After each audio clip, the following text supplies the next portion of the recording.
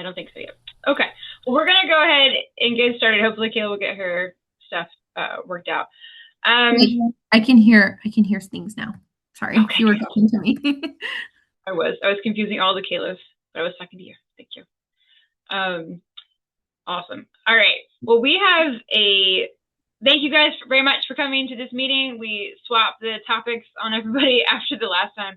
And mostly because this is something that is, as a group, we're getting more requests about ways to communicate larger scale efforts with our collaborative. And so we wanted to have some conversations with you guys about some updates of two particular projects that they're going to actually talk about later in the meeting, but then also get some feedback from this group about what do we want to actually get out of these? Do we just want to share our data? What do we want to get from those groups? And how can we have more of a two-way kind of relationships, which I know most How can I help to have. Well, Okay. So the objective of this meeting, we're going to go over some of our previous collab business and updates, in particular going over a really, I think, successful collab session at SURF that Kayla and JB Badri and I helped lead. We'll go over some field finding surveys that Kayla has, and then go over deliverables and what we want to get out of that. Before we get to our very cool panel, some discussion, and then always my favorite part, which is the partner updates. So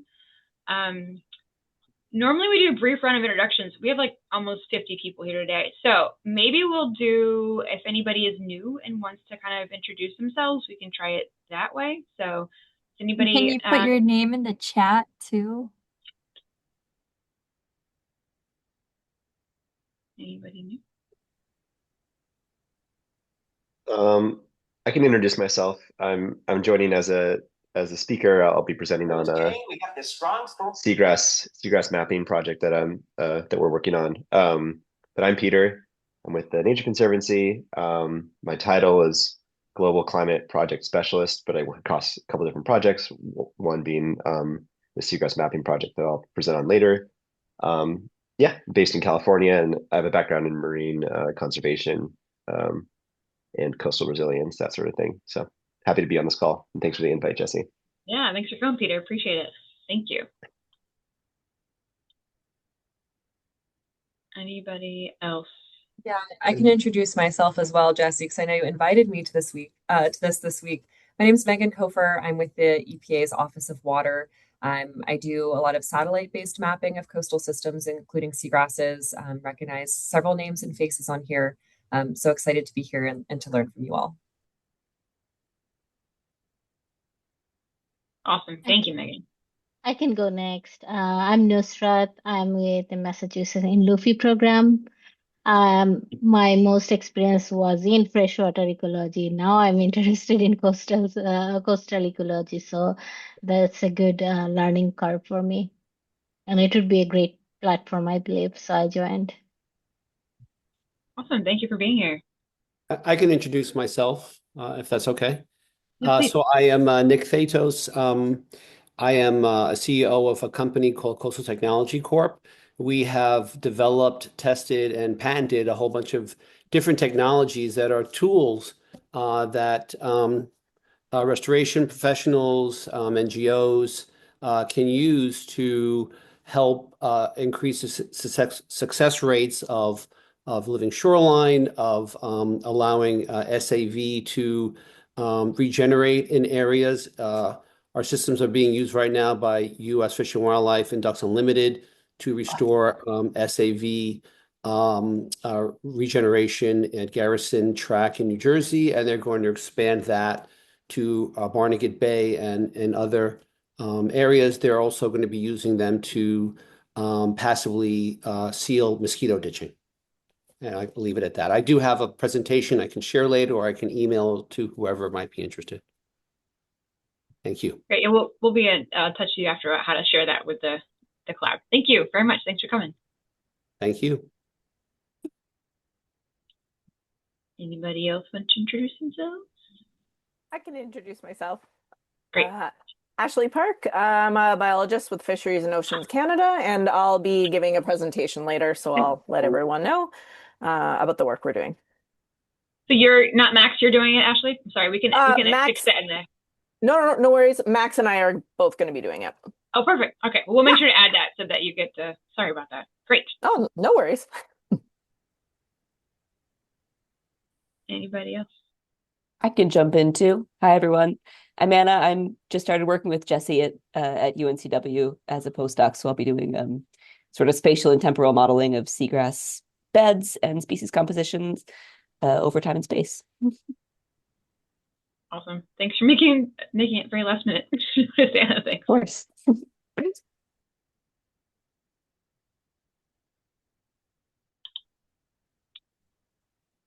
think everybody good? Have a chance to? All right. Well, thank you very much. And lots of names and associations are in the chat. So if you're curious or anything, please make sure you put that in there as well. And so just to before we get into the start of the meeting, I already reviewed the agenda. Hopefully you guys all have that. It was sent in the last email. Caitlin, is there a way to post the link or something in the chat? I don't know. Anyway, hopefully it's in the email. Yeah, I can do that. Perfect. Thank you. Just to remind everybody that because there are so many of us, please stay on mute unless you're actively talking. It's just, easier. And then you can, at any point, this is a conversation between folks. At any point you have a question or want to raise your hand, please feel free to do that. Don't have to necessarily wait until called upon. And then just be respectful of everybody. We're here to, as all trying to, Seagrass SAV enthusiasts, and we're all here to learn. So we'll keep that sort of respect going throughout the meeting. Anything else I should add? Anybody, my co-leads? No? Okay. All right, so we'll move on to the SAV Collab business and updates. And so I'll hand it over to Caitlin, who's going to go over SAV mitigation guidance for Chesapeake Bay. Okay. So let me share my screen. I have a few slides I want to show. Can everyone see my screen? Yes. Yes? Okay, awesome. Okay, so, and I have some relevant links that I want to put in the chat really quick before I get started. So, or maybe I'll put them in after. Okay. So my name is Caitlin Scowen. I work at Maryland Department of Natural Resources closely with Brooke Landry, who is unfortunately unable to attend today. So I will be filling in to discuss Chesapeake Bay SAV mitigation and monitoring guidance for regulatory agencies. So some background about this is that there has been an increase in Maryland projects where in-kind SAV mitigation is required, and that mitigation is based on MDE's guidance on tidal wetland mitigation. But the performance standards and success criteria have been determined on a case-by-case basis largely. And regulatory agencies want consistency, but they still want flexibility for adaptive management and to accommodate regional trends. So the request from those regulatory agencies is to ask us to develop and recommend mitigation and monitoring requirements, success criteria, and performance standards for in-kind compensatory SAV mitigation. So the Chesapeake Bay program's SAV work group led a workshop in January 2025, so about a year ago, to develop SAV mitigation and monitoring guidance for regulatory agencies. Caitlin, can you switch it to presenter mode so it's a little bit bigger on the screen? It's a PDF. Oh, okay. Can you zoom in a little bit? There was a request to make it a little bit bigger. Thank you. Is that okay? Okay.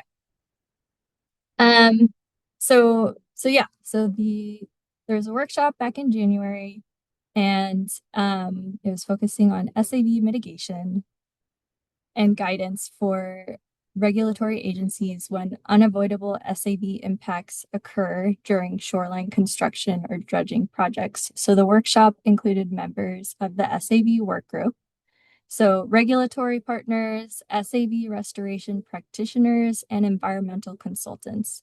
And during this workshop, participants came to a consensus on what they believed in their professional judgment and based on latest available restoration science, what regulatory agencies should require from permit applicants when SAB impacts occur. So at this workshop, some of our Maryland and federal regulatory agencies presented on how SAB mitigation works. So we had a partner from Maryland Department of the Environment, Jonathan Stewart.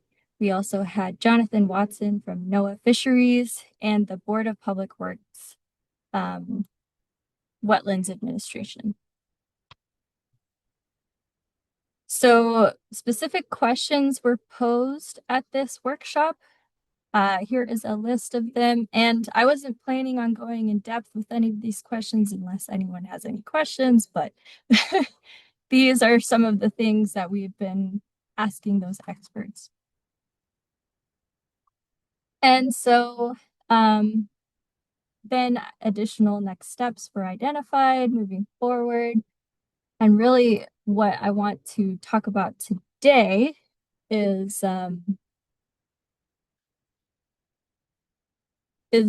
okay.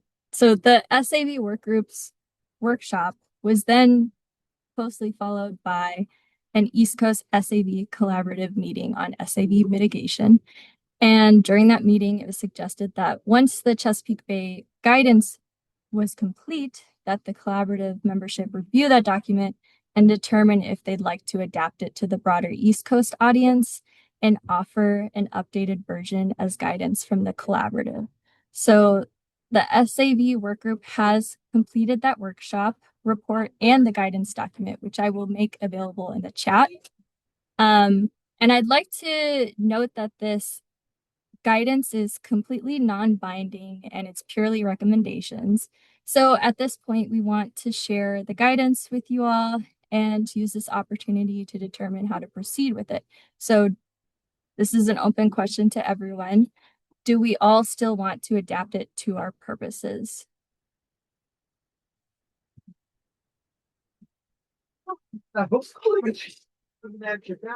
And I don't know if anyone has any particular thoughts on that, or if you want to follow up and send an email to Brooke or myself. But yeah, that's mainly the information that Brooke would like me to share with you all. So.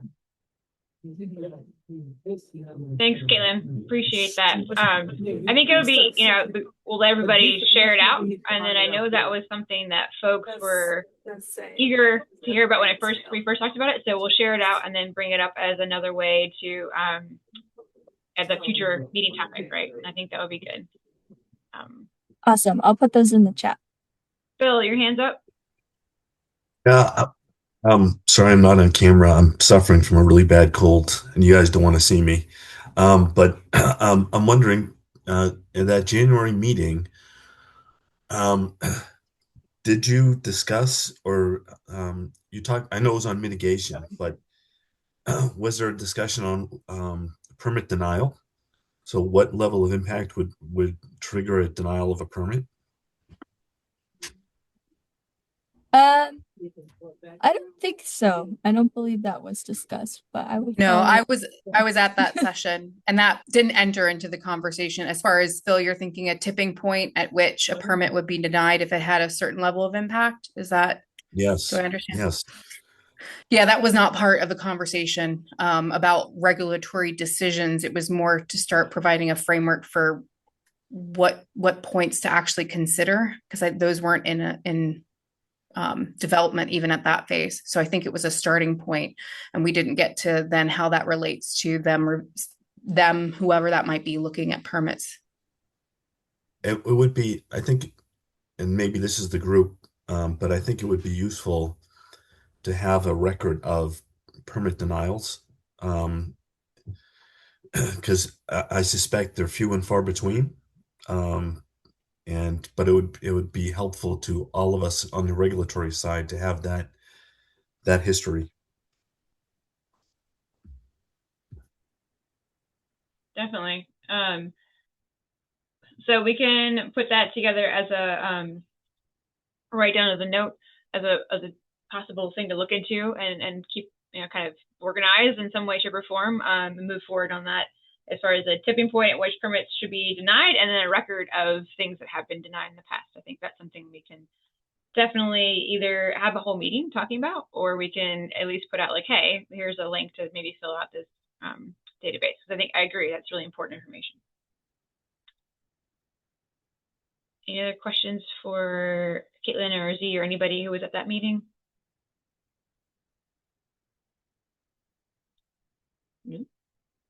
Okay. All right. Then I'm going to pass it off to Kayla Clausen to go over our all things SAV collab session at the most recent SURF in Richmond.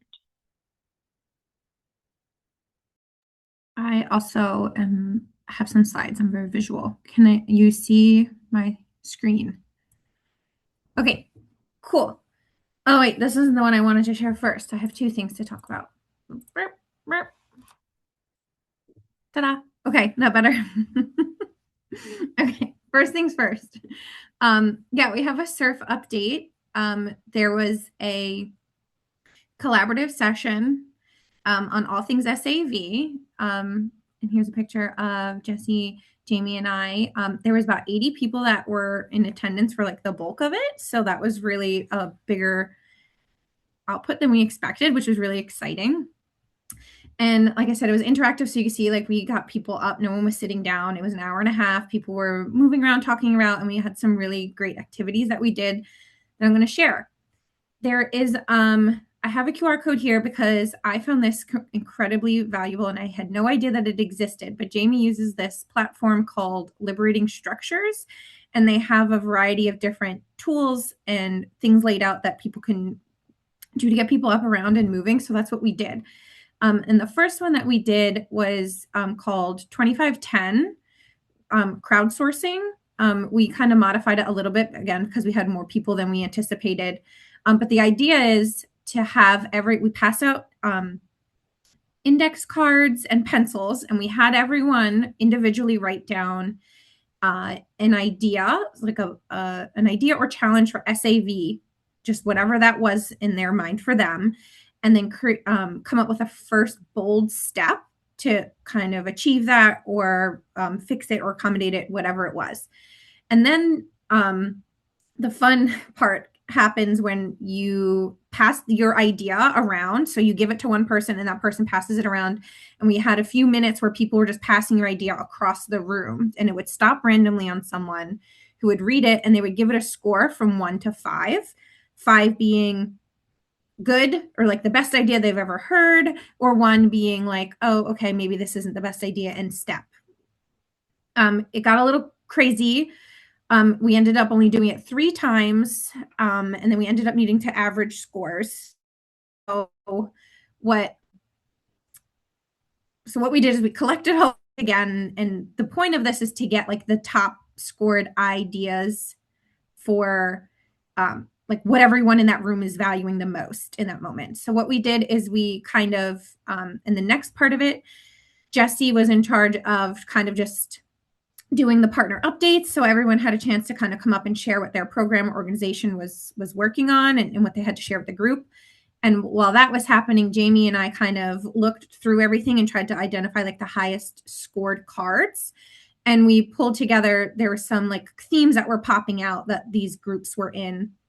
So we identified the top numbers, and then we ended up picking the top one that we have here that I screenshotted from the slide that we used at the present and the session.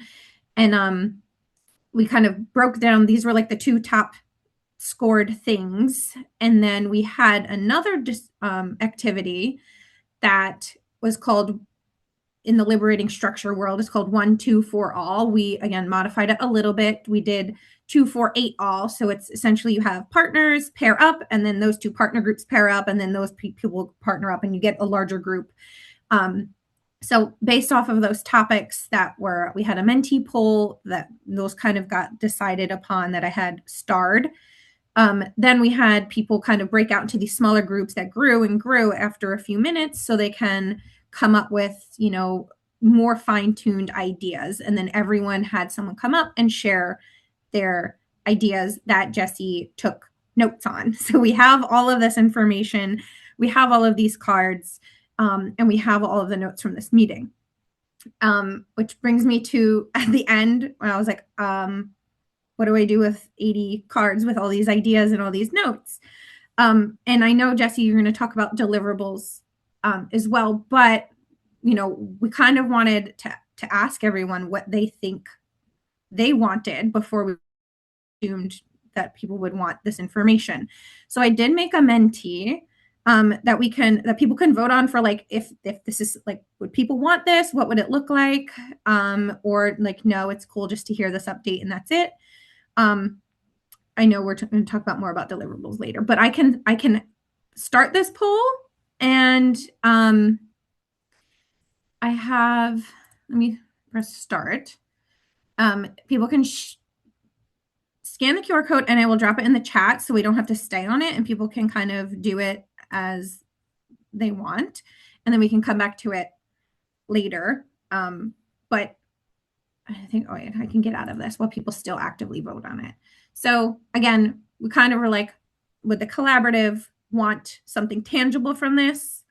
And what would that look like? What would be most useful for you before we go and figure something out to analyze everything a little bit more?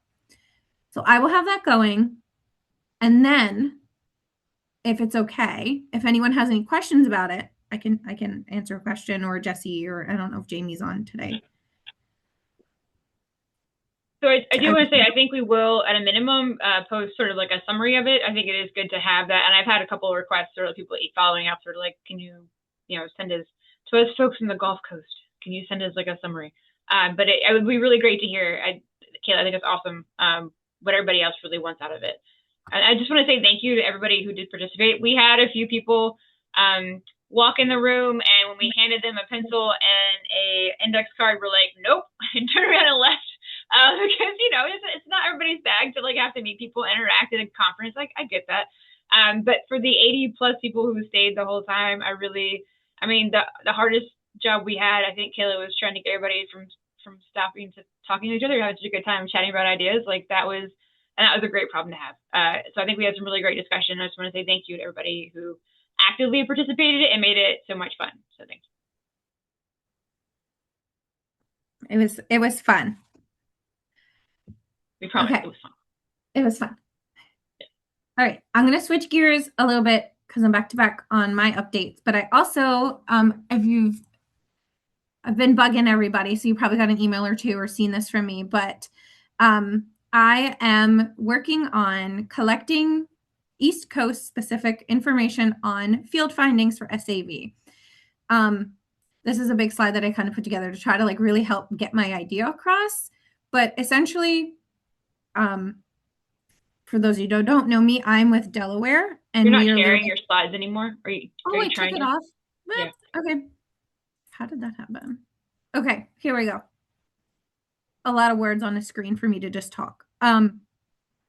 The idea kind of stemmed from me and my Delaware folk, who kind of really only got like a year and a half-ish of baseline SAV data consistently. And we were like, okay, cool. What does that mean? And is this a good thing or a bad thing? Or what are other people seeing with their SAV? We in Delaware work primarily with Rupia, and we were like, oh, is this like a bad year or a good year? Or what does it look like?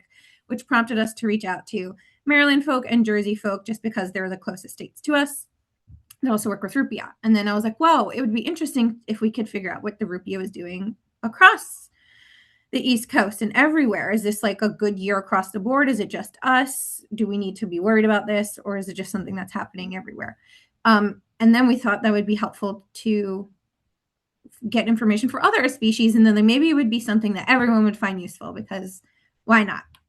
So instead of like using the literature that does like more in-depth kind of intensive research and studies. What if everyone just came together and said, yep, this year my zoster was crap, and then like in North Carolina the zoster was great, and then like everywhere else it was great. So maybe it's more of like a regional focus thing. That'd be an issue to look more into. Or is like, whoa, everyone had a really bad year and everyone has the same amount of stressors, or so something maybe that would drive more research and something else to look into. And I can share the link to this form again because it's not too late to.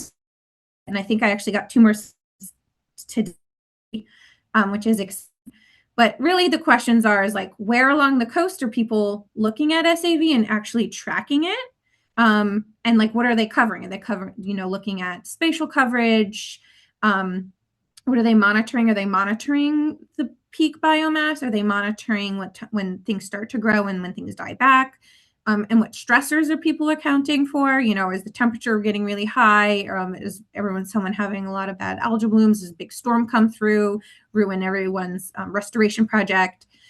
And then what would the gaps in that data look like? So I have a Google form, super simple, just the species, your observations that if you collect those, your overall bed condition based off of your own knowledge, not like off of literature, should be like, yep, this is typical for our beds and this is a pretty good year. And then anything that would be like a notable stressor. And I do have some in preliminary data to share of like what it would look like if people contributed and like this could be a cool thing.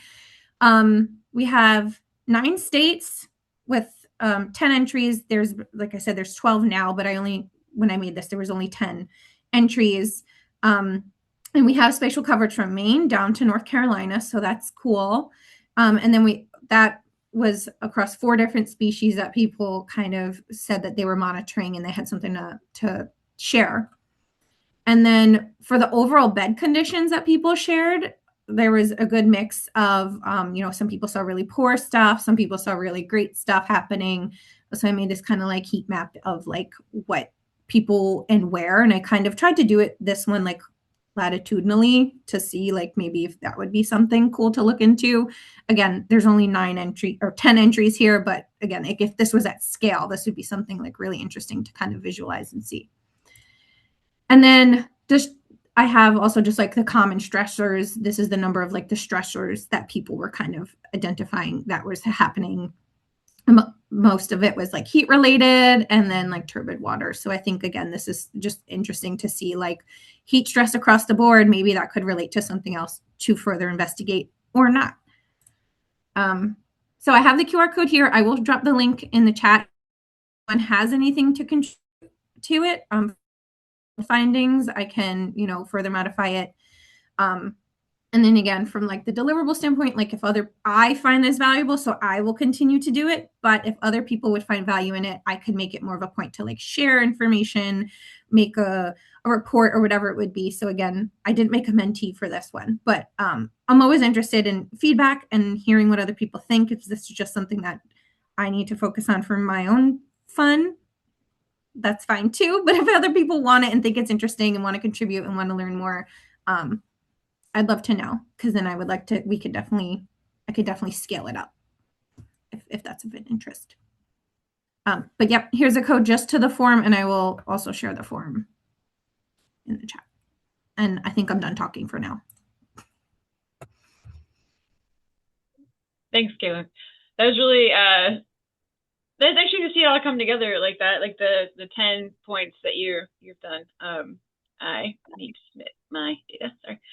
It is interesting. I think it's a good point that it's not like you don't want percent covered. You don't want like specific information, right? You want general like vibes, right? And I think that's helpful. I think it's helpful. So what does the rest of the group think? Is that something that we should, keep reminding you guys to fill out and put out? Does anybody see value in this? Like, it would be nice at this point if we could have some feedback for Kayla and the rest of the group.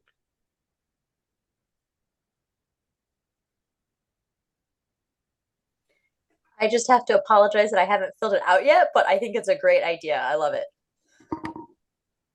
Thanks, Sharon. Thank you. I mean, either way, like I said, I will continue to collect information and play with it. And I guess if anyone really like feels a certain way and they want to know also, I'm fine with sharing updates like this, or again, more something standard. But so stay tuned. I will fill you in on what I get. And if you would like to fill it out and contribute, please do. It's pretty quick. Yeah, I think it'd be great to do that as through a dashboard that could provide the update of what's happening in the region generally, but also link back to, well, there's some detail behind it too. If you keep it really simple, like you've done, it may make it something useful across the board. I know that a lot of us would just, it's a lot of extra work to try to collaborate and pull it all together. But if you do it very simply, maybe it's a doable thing. Yeah, I think I wanted to keep it simple so it could inform like a more in-depth, research need if something was coming up and people were like, oh yeah, maybe we should look more into this or dive deeper. But yeah, very base level, kind of based off of your knowledge of the area and and then seeing how we can compare that to other people. And I like the dashboard idea too, though. It's good. For sure, especially if we link it to sorry. Was I hearing myself? I was. Okay.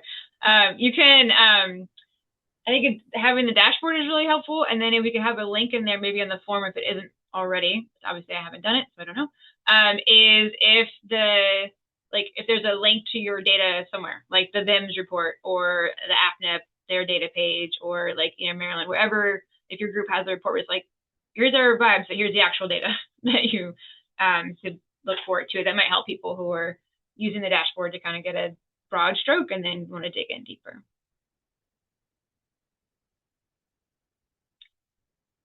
Which kind of leads me to the last part of this that I want to have a discussion about, which is y'all's input on deliverables and expectations. So we've one of the reasons when we started this that Z and Brooke and I wanted to put this together was that we were kind of sick of going to meetings for the sake of going to meetings. There was a lot of groups that were had really good intentions, and then I don't know, it seems like conversations became a little circular at times and nothing really came out of it. So we were very deliverable focused.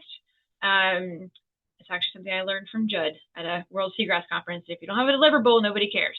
So we are very deliverable focused and ambitious about that, wanting to have some sort of product after every one of these so that y'all didn't feel like you wasted your time. And that has become quite the job. And it has become, we're obviously not meeting that standard we set for ourselves. We don't have a deliverable for every meeting.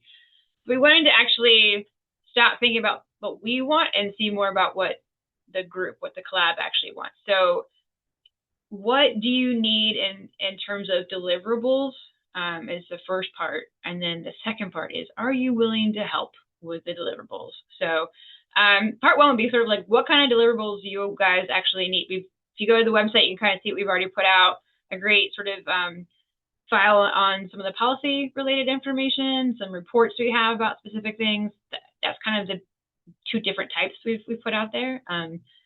What would be actually helpful for you guys, and what do you want to see out of these meetings?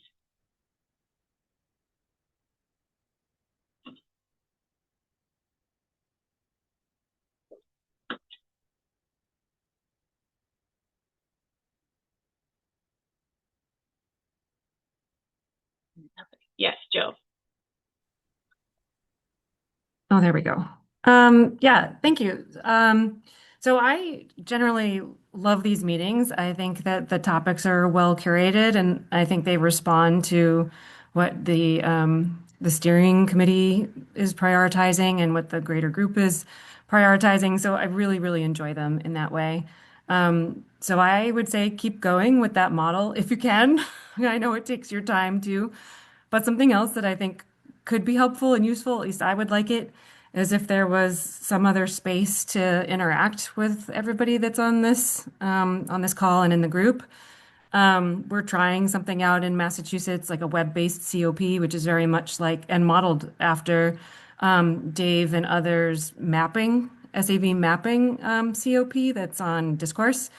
And I really love it. I love that you can set your notification level. Somebody could go on there and ask a question about Rupia, and people that are watching the Rupia conversation can get pinged, or you can set your notification to only get an email when your name is mentioned, or something like that. So there's a lot of control over how much content you're getting in your inbox, and you can interact with it as much or as little as you want, and it gives you a space to put questions out there or be part of conversations in between these meetings. So just a note on that. I'm also not volunteering to start or lead that for the group, so I acknowledge it takes someone doing lots of things. And I strongly recommend Forge, since Surf has put some energy into that and is backing up, and there's lots of room there. And it's not a bad space. Have you looked at it, Jill? No, Forge? Forge, yeah.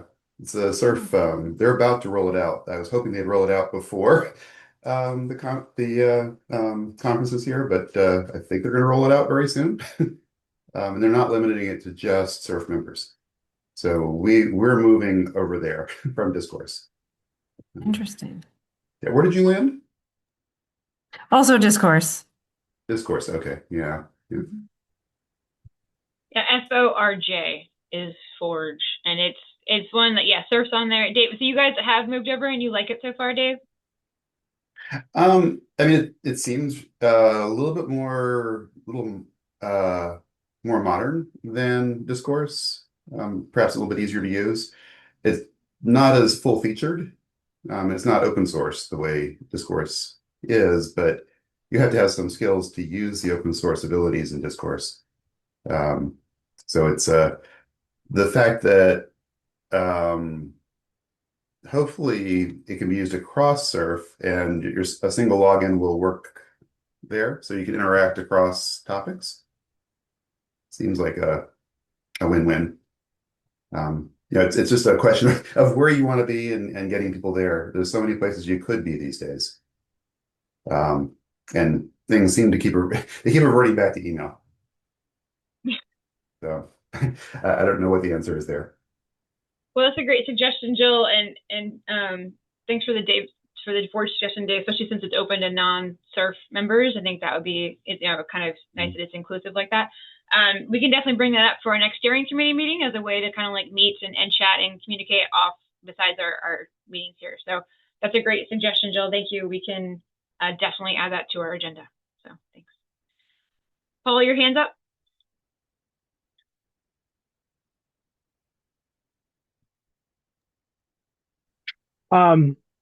Yeah, one thing I was thinking about in terms of deliverables, it actually goes back to a really old conversation I had with Mark Fonseca, which is kind of like a consultant's 101. I think a lot of us just get the same questions over and over because the people that are in the consulting world that are trying to do these permits and all the rest of that, they ask the same questions, and you hear them year after year after year. And, I've taken to the point like, hey, this is my rate. If you want to hire me, I'm not giving away my knowledge for free. That could be some component of a deliverable that might be useful.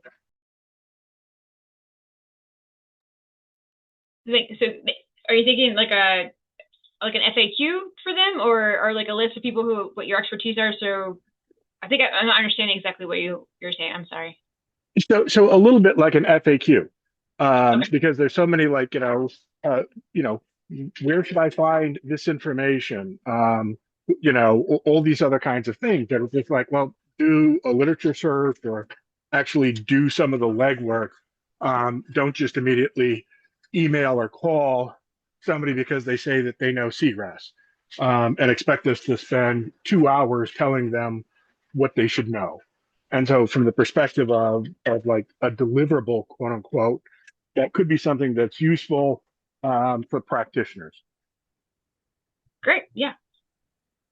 That sounds like something we definitely haven't thought about. That's very interesting, which leads to the next point of with all these deliverables right now, there are 1, 2, 3, 4, 5 of us kind of working on that at the top, sort of not top, they're working up behind the scenes, put it that way. And so this is the part where we say, if is anybody sort of willing to help with these deliverables, and honestly, we understand that maybe it's very topic specific. Like you're very passionate about like one, like this week we're doing some cool blue carbon and global seagrass mapping, and maybe that's just like right up your alley, and you're like, yep, I really would like to follow up with this to make sure that we get this one product out. So when we ask for help with deliverables, it's not to sign up to do every deliverable from here on out. It's, you know, you can be very sort of like, I can do this thing with this thing, and then that will be actually quite helpful for us. So I guess we just more want to put a call out there to everybody that if there is something that you're really excited about, like Kayla Clausen was with the getting the data, like she put that out there. She's got this really great data points, which she'll have at least 13 after today data points. And, you know, she's got this nice bit of information that hopefully we'll be able to share with the community. So if there's something like that you're excited about, please let us know. Brittany. Hello. For those of you that don't know me, I'm Brittany Haywood. I work for Delaware Sea Grant at the University of Delaware. And kind of combining the conversations, I wanted to echo Jill's comment about the value of this, at least for me personally right now, is on the networking component and sharing of resources. I think that is extremely valuable, especially for us here in Delaware. But as a Sea Grant E type person, I am all about networking and connecting folks. So if there is something, capacity I can help with that, please let me know. Awesome. You know that I will, you volunteer for anything, Brittany, you're hooked. So thank you. Yeah. Thank you, Brittany. Z. And I just want to like maybe also provide the flip side of it. If you have a project that you're working on that you might want to harness the power of all the people in this space, maybe that's the next topic. So if it's something that you're currently working on and you know that the deliverable that you would get out of bringing it to the group and leading kind of a session of all of these voices in the space, maybe think of that as well. Because we would all then benefit from what you're producing anyway, and a way to share it across multiple platforms and get a good diverse set of opinions and thoughts. I think that's how we originally approached it as well. So for instance, Brooke's SAV mitigation workshop was something she was already needing to do as part of her job and deliverables. It was like, okay, well, we can rope this in or tie this into some of the topics that we discuss. So I think that can also be a way. If you have something that's coming up, we've got a list of great topics, but maybe let it also be steered by projects that you're currently working on that would benefit from a group think.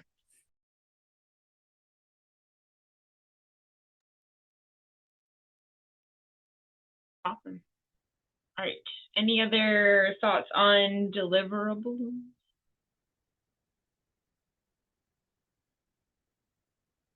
All right. Well, we are about 10 minutes ahead of schedule. Jesse. Yeah, Judd, go ahead. This is Judd. I didn't get my hand up fast enough. So the group of 5, will you provide us with a condensed list of the deliverables now that you've been wrestling with? The deliverables are available on the website. So on the East Coast SAV Collaborative website, under information, there is a tab called East Coast SAV Deliverables, and that's where you can get access to all of them so far. Great, thank you. Yeah.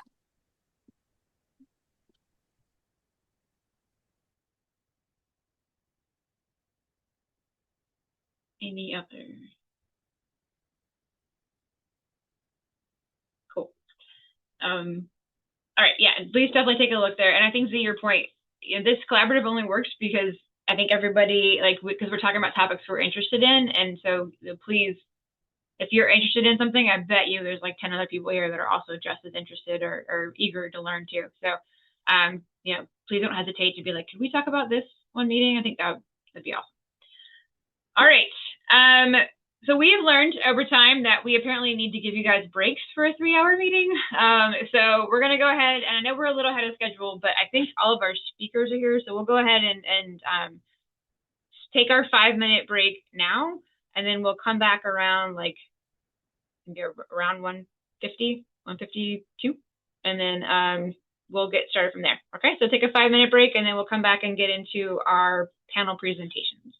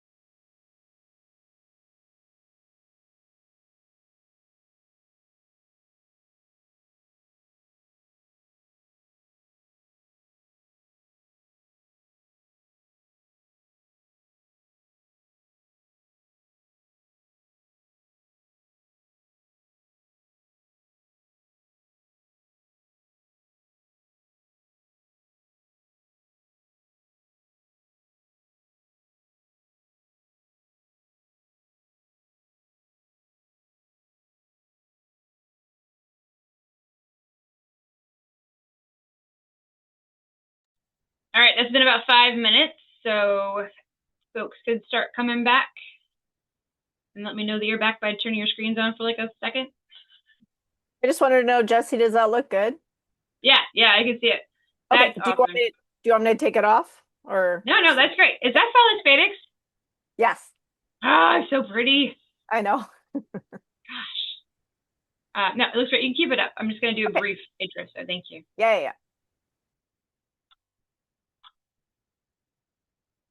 Okay. All right. Well, I have a few faces. Z, Caitlin, Kayla, I think we're good to go, or? Yeah, awesome. All right, so we are going to have 2 presentations about large-scale projects that are going on multiple areas, including the east coast of the U.S. up through Canada. And so we're going to start out with some folks from Blue Carbon Canada, and I'm going to let Max and Ashley kind of introduce themselves and the project and leave it there. So we're going to have presentations, and then I think we're going to do questions after both are done. So please keep track of your questions so that we can do them at a joint one at the end. So with that, I'll pass it off to Ashley. Great. All right, everyone can hear me good? All right, perfect. Okay, so my name's Ashley Park, and I'm a biologist with Fisheries and Oceans Canada. And I'm also a PhD student at the University of British Columbia in Mary O'Connor's lab. And her lab works a lot on eelgrass on the Pacific coast. I'm also joined by Max Lefko, who's working as a research technician in the O'Connor lab. And he's going to be talking in the later half of the presentation about his efforts on bringing together eelgrass data sets in our study area. So we're here to talk about a project on the West Coast that we're about 3/4 of the way through, and then a project we're starting on the East Coast around modeling seagrass and salt marsh extents.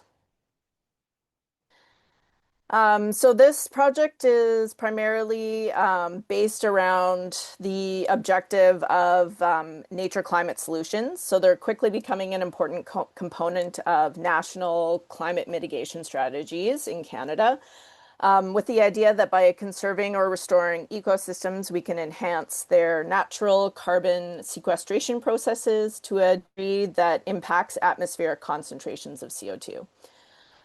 There have been various national scale efforts within Canada to quantify potential management pathways that could either enhance these carbon storage rates or reduce carbon emissions from natural carbon sinks. However, most of these efforts have been focused on terrestrial and freshwater. Their capacity to sequester and store carbon, which is raising interest in incorporating the system into Canada's climate mitigation strategies. We have traditional blue carbon ecosystems like seagrasses and tidal marshes, which we know sequester and store significant amounts of carbon in both their biomass and underlying sediments. However, in Canada, we're starting to recognize that there are emerging systems like kelp forests, which do not store carbon locally, but do contribute to the burial of carbon on the continental shelf and in the deep ocean. And we're also recognizing the value of seabed sediments, which accumulate a lot of carbon in the organic material that's coming down from the coastal and pelagic systems. As everyone here is really familiar, these ecosystems also have other services other than carbon storage and sequestration, including coastal protection, filtration, and biodiversity. Our project is within the larger Blue Carbon Canada project, which has the overall goal to produce a nationwide assessment of the capacity for Canada's oceans to serve as natural climate solutions now and in the future. And so the objectives of this project has been around collecting data on carbon stocks and accumulations of the different blue carbon ecosystems, determining the extents of these in Canada, and then making projections of these future extents and estimating future carbon potential. Some new additional objectives to the project in the last year have been to assess the co-benefits and values of these ecosystems and to quantify the protected assets and threats. So our part of the project that Max and I are working on is looking at the current and future extents of seagrass within Canada nationally, and then the addition of salt marsh on the East Coast. We've extended our study area beyond Canada for our East Coast, and this is primarily because we wanted to capture the full range of some of these species, which I'll talk about later. The reason behind the need for modeling these ecosystems is that, as we all know, coastal vegetation is under significant threat. We have rising ocean temperatures and increased frequency of marine heat waves. There's increased stratification that has led to the freshening of surface layers and less ocean mixing. We've seen just in the last 30 years an increase in sea level rise, which is projected to continue in the future. We're experiencing increased storm events and extreme sea level events. And then finally, we have fragmentation and degradation of habitats from human activities. From the IPCC report, we see that seagrass meadows and salt marsh will face high risk at temperatures between 2 to 3 global sea surface warming increases, which is relative to the 1900s. And this amount of warming to cause high risk to these ecosystems is projected in intermediate emission scenarios to mid to end of century. Efforts to model the current and future distribution on Canadian coastlines have either been coarse global models or coarse scale regional models, and these have suffered from overprediction. As you can see here, this is really just outlining the ranges of eelgrass rather than actual fine scale predictions where the species would be. Effective management and conservation of marine species and their habitats depend on understanding their potential distribution at a management level scale. And this improved knowledge of both the current conditions and future projected distributions is really essential for guiding protection efforts and informing marine spatial planning initiatives. So as you can see from this course 2024 global study, the entirety of the British Columbia coastline on the Pacific coast actually remains suitable. It's projected to remain suitable now and in the future for eelgrass. So we're not really expecting to see a shift in range ends in BC, but instead more localized gains and losses. For the Atlantic and Arctic coast, however, we're expecting to see range end shifts within our study area, but this isn't accounting for local adaptation of populations at these range ends. So some of the research questions that I'm interested in addressing throughout these projects include what abiotic conditions form the niche of these species? Does habitat availability due to human pressures influence this current distribution? What are the main drivers of change in the future? At a management level scale, what are the areas we project persistent loss or gains, especially with sea level rise? What are areas of greatest uncertainty, especially around novel environmental conditions or difference between climate models? And finally, how useful are these models?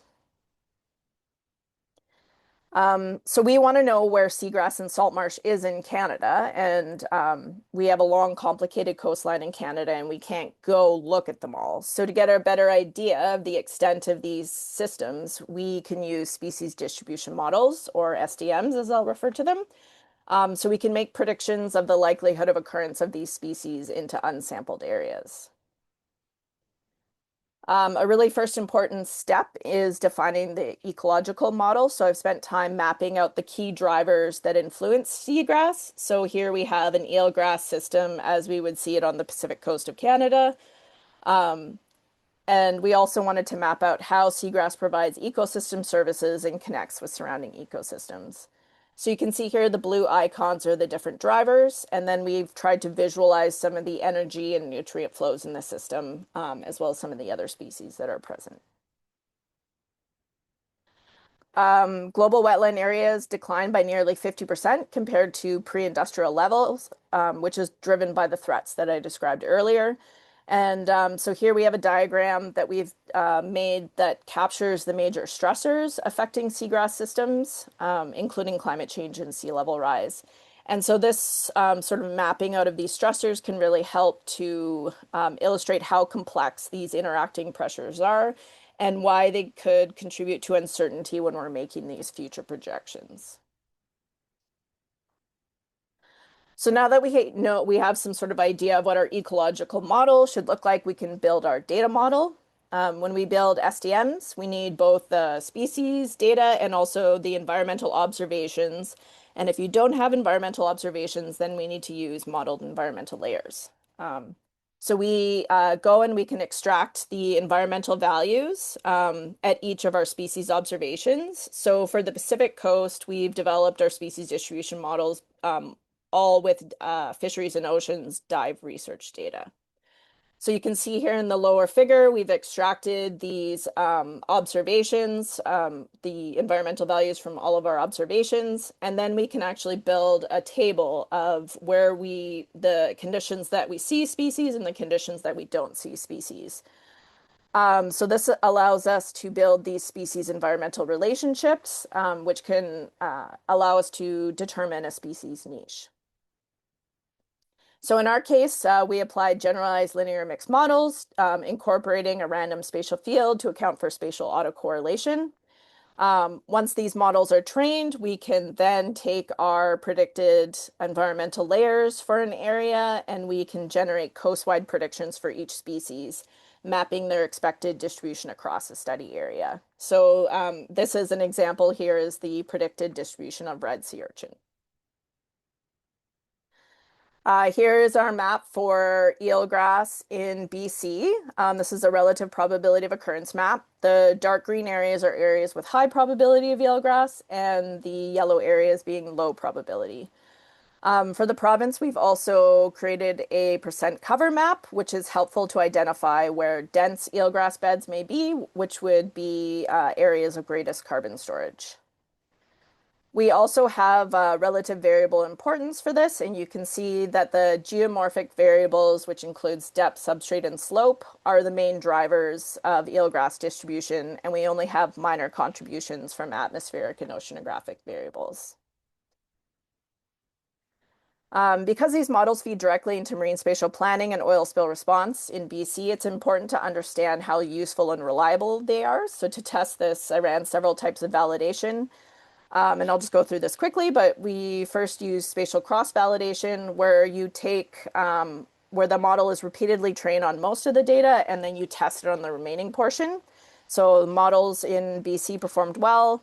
We also tested temporal forecasting by training the model on earlier years and then predicting to a later period with known observations. And this allows us to directly assess accuracy. This can give us some insight into how these models may actually perform when we're projecting to mid-century conditions. We also validated our model using independently collected data, which was mostly eelgrass presence collected with different methods, and we can compare areas where a model predicted eelgrass with the mapped eelgrass observations. And then our final model validation, we completed a field validation to understand model usability. So if I was to go here and dive, would I actually find eelgrass or not? So we can compare our observations in the field to the model. Together, these different types of evaluation can assist with model selection and model calibration. So model calibration is really important to identify along this spectrum of low to high probability, where is actually the threshold of where you're likely to have eelgrass or not. Next steps for us in the new year is to take this best model and make future projections. So we'll be comparing multiple species distribution models, 2 emission scenarios, and several oceanographic models, which will give us a strong understanding of the uncertainty around these projections.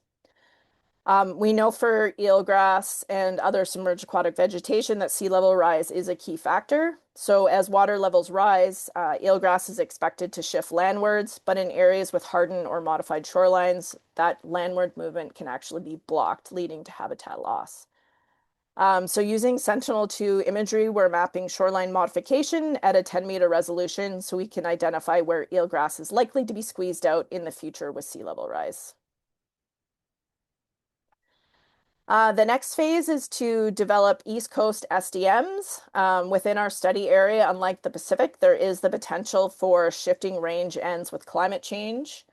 But we do have similar questions as for the Pacific, but the plan is to actually take a multi-species approach, and we can look at community reorganization and species traits. So the plan is to have a model with multiple species. We have a short list right now of 60 species. We'll see what we can get data for. Species data sets we know are disparate, meaning they're collected with many different methodologies at different resolutions. We're hoping we can have a large temporal range, but this is also pending data availability. And then we've also we have a large study area to identify range ends. An important component of this is that we're also going to have to account for dispersal ability. So especially around the northern area of Canada, going into Labrador. Right now, we don't have any observations for eelgrass in these areas. Do we actually expect them to be able to disperse beyond this area? And the plan is to incorporate traits into our SDM, pending on what we're able to find for the different areas. Some of the species traits that are potential traits we could look at include morphological traits, which are individual plant form, structural traits, how plants modify the habitat and persist spatially, physiological tolerance. So this includes aspects like peak biomass and dieback in areas where they're at their physiological range ends. Some reproductive traits as well as life history traits. We have the potential to group species into functional types, as in this diagram that we have from the Smithsonian here. Or we could use local population trait measurements to account for phenotypic plasticity, local adaptation, biotic interactions, or disturbance history. And I think this is the last slide before I pass it to Max. So our selection of variables to define the niche space will be based on variables that can influence the intrinsic growth rate of aquatic vegetation. So here are the geomorphic variables that Max is currently working on building. We also have oceanographic data from BioOracle that covers the entire study area. This is at a 5-kilometer resolution. And then we also have atmospheric variables from the Chelsea dataset at a 1-kilometer resolution. And then I will pass it to Max. So just let me know, Max, when you want me to change slides. Of course. Hi everyone, I'm Max. Like Ashley said, I'm a technician on board the project, just helping bring together all of these seagrass data sets. I'm sure some of you have maybe been in touch with me asking for data. And yeah, I'm just going to give a quick overview of the data that we have, data that we don't have, what we're looking for, and starting here just with the overall view of our entire Atlantic coast here, and then I'll move on to specifically the US after this. But you can see we're doing all the way from North Carolina to the Arctic, and we've got, of course, a high density of data in Canada in that Gulf St. Lawrence region, but we're also doing pretty good in places like Maine, Virginia. We've got a pretty high density of data. And over on the right, I've got sort of the temporal distribution of the data. This is a bit more specific to Canada, so maybe I'll just move on, Ashley, to the states and get more specific there. So starting with North Carolina, you can see things are pretty sparse down here for us right now. So we're missing data spatially, temporally. We've only got 3 real data sources here with a couple of papers and our general pull from GBIF. So that's kind of starting there, not so great for now. But moving on, we've got Virginia, which we had some great data from the Virginia Institute of Marine Science. So spatially, we've got some really good coverage, but more so we'd be looking for some recent data. So maybe past 2020 is where we're missing things. We also have a complete lack of data in Delaware right now. So that's important to note as well. Next up, it would be New Jersey, which is kind of like North Carolina. We're missing things spatially, we're missing things temporally. Our GBIF pull got us some good data, and we've got a couple of papers there, but still kind of one of our more sparse areas in the US. Next, Connecticut, New York. We've got some good data spatially, but it's really the time period that we have the data for here is is the issue. Although in Connecticut, it goes back pretty far, the data that we have. But yeah, we don't have as many years of collected data altogether, but there were a lot of good sources here moving into the Northeast US. Next up is Rhode Island and Massachusetts. Again, really good spatial coverage.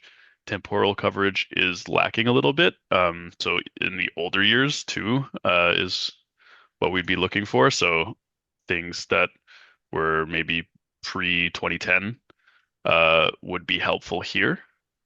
And then I think moving on to our last area is New Hampshire and Maine, where we have a lot of great data. So we're really not missing a whole lot here. Obviously, we're welcoming any data that anyone has, but we've got a lot of data partners and things from the Maine Department of Environmental Protection and a couple papers as well. So things are doing pretty good in this section. So yeah, to all of you, we're looking for data 1979 to present. We have a list of species, including Zostera, Rupia, and Halodule, and many, many marsh species. So we have significant gaps in space and time in North Carolina, Delaware, and New Jersey. And for recent data in the past 5 years, we're missing Virginia, Maryland, New York, and Connecticut. Pre-2010 for older data, Rhode Island, Massachusetts, New York, and Connecticut as well. But for any state, really, any data in the 80s and 90s, and in the years we already covered too, there's no such thing as too much data. I see people already sharing some data in the chat. That's awesome.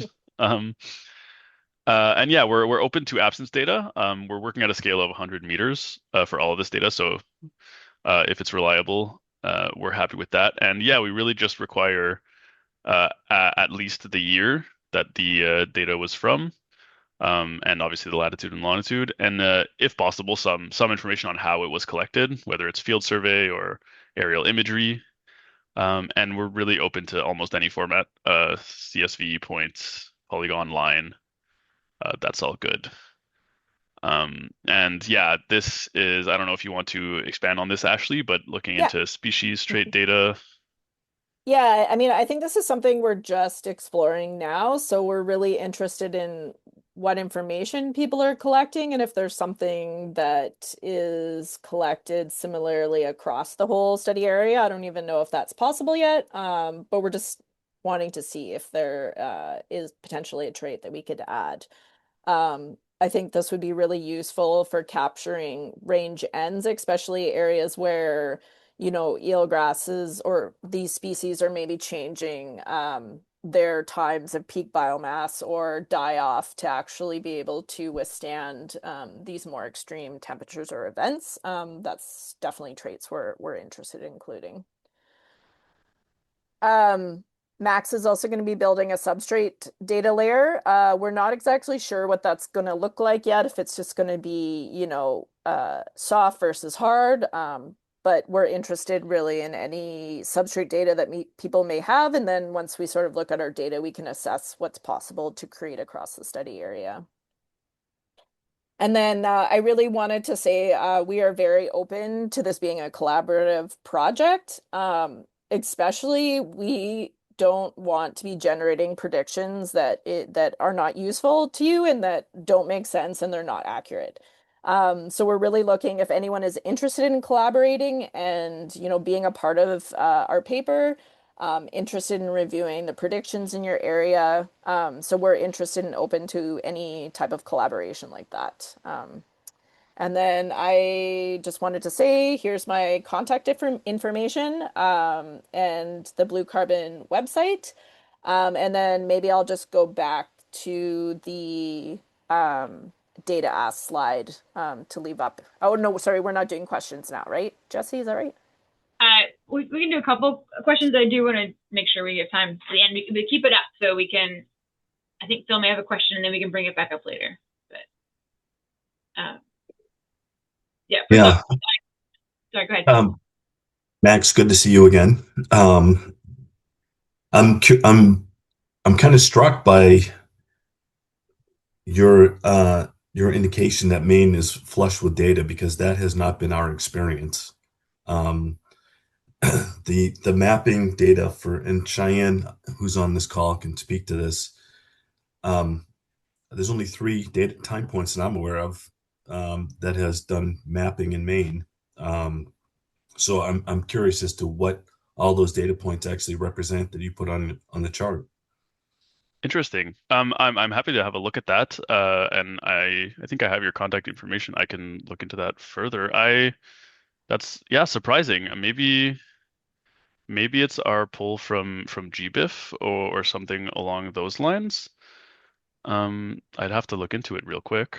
We have a lot of Um, data from Northeast Ocean data as well. yeah. Yeah, so the Northeast Ocean Data Portal is a good resource. And they have historical information. But that's different than, I think, it may not be as precise as like the state mapping efforts. So Mhm. again, Cheyenne, you should chime in here. But as far as I know, 1995, 2010, and sometime in the 2020s were the state efforts. Although they're now funding additional mapping going forward into the future, which is really great by Angie and Cheyenne to get that in place. But I am really surprised at all the green bars on that figure. Yeah, I can chime in a little bit. So it was 2 coastwide efforts by DMR in the 1990s and 2010s. So that had, for that like 20-year time period, really good spatial and temporal coverage. But then since like 2010, it's been a lot patchier. But it was like it was different regions of the coast. It wasn't like the whole coast every year. So each of the 2 data sets, like the one from the 1990s and the one from the 2010s that Phil mentioned, like 2 data sets, each of those is comprised of multiple different survey years for one smaller section of the coast. It's not the whole coast each year. And then we are producing more recent data now since like 2021, starting on the southern end of the coast. And we've worked all the way through almost the whole coast now. So next year we'll have the whole coast as more recent data produced between 2021 and 2026 for the whole coast. I see. So I don't know. I think maybe it just depends on like, I mean, it looks like on that graph, it's like starting in the 90s through 2010. That's the older DMR data. I guess I'm not sure. What is that? What year does that end at? Like 2020? 2025. 2025. Yeah, so that, I mean, the most recent like the 2025 data have not been released yet. The 2021 through 2024 data don't cover the whole coast. They're each of those years is just for a small portion of the coast. Yeah, so I mean this spatial data on the left here is all of those on top of each other. Yeah. I mean, there's sorry, I don't mean to interrupt. There's also GBIF is pulling directly through iNaturalist. So there could be a lot of dates getting brought in through there. And we also have some data partners. Like I think our data from Alexis at UMass is fairly recent. So that's yeah, not it's from this last summer. It's not published data, I don't think. No. Yeah, the only thing I would say, so on this slide, so New Hampshire, most of that is Fred Short's data, and that actually represents all of New Hampshire on an annual basis.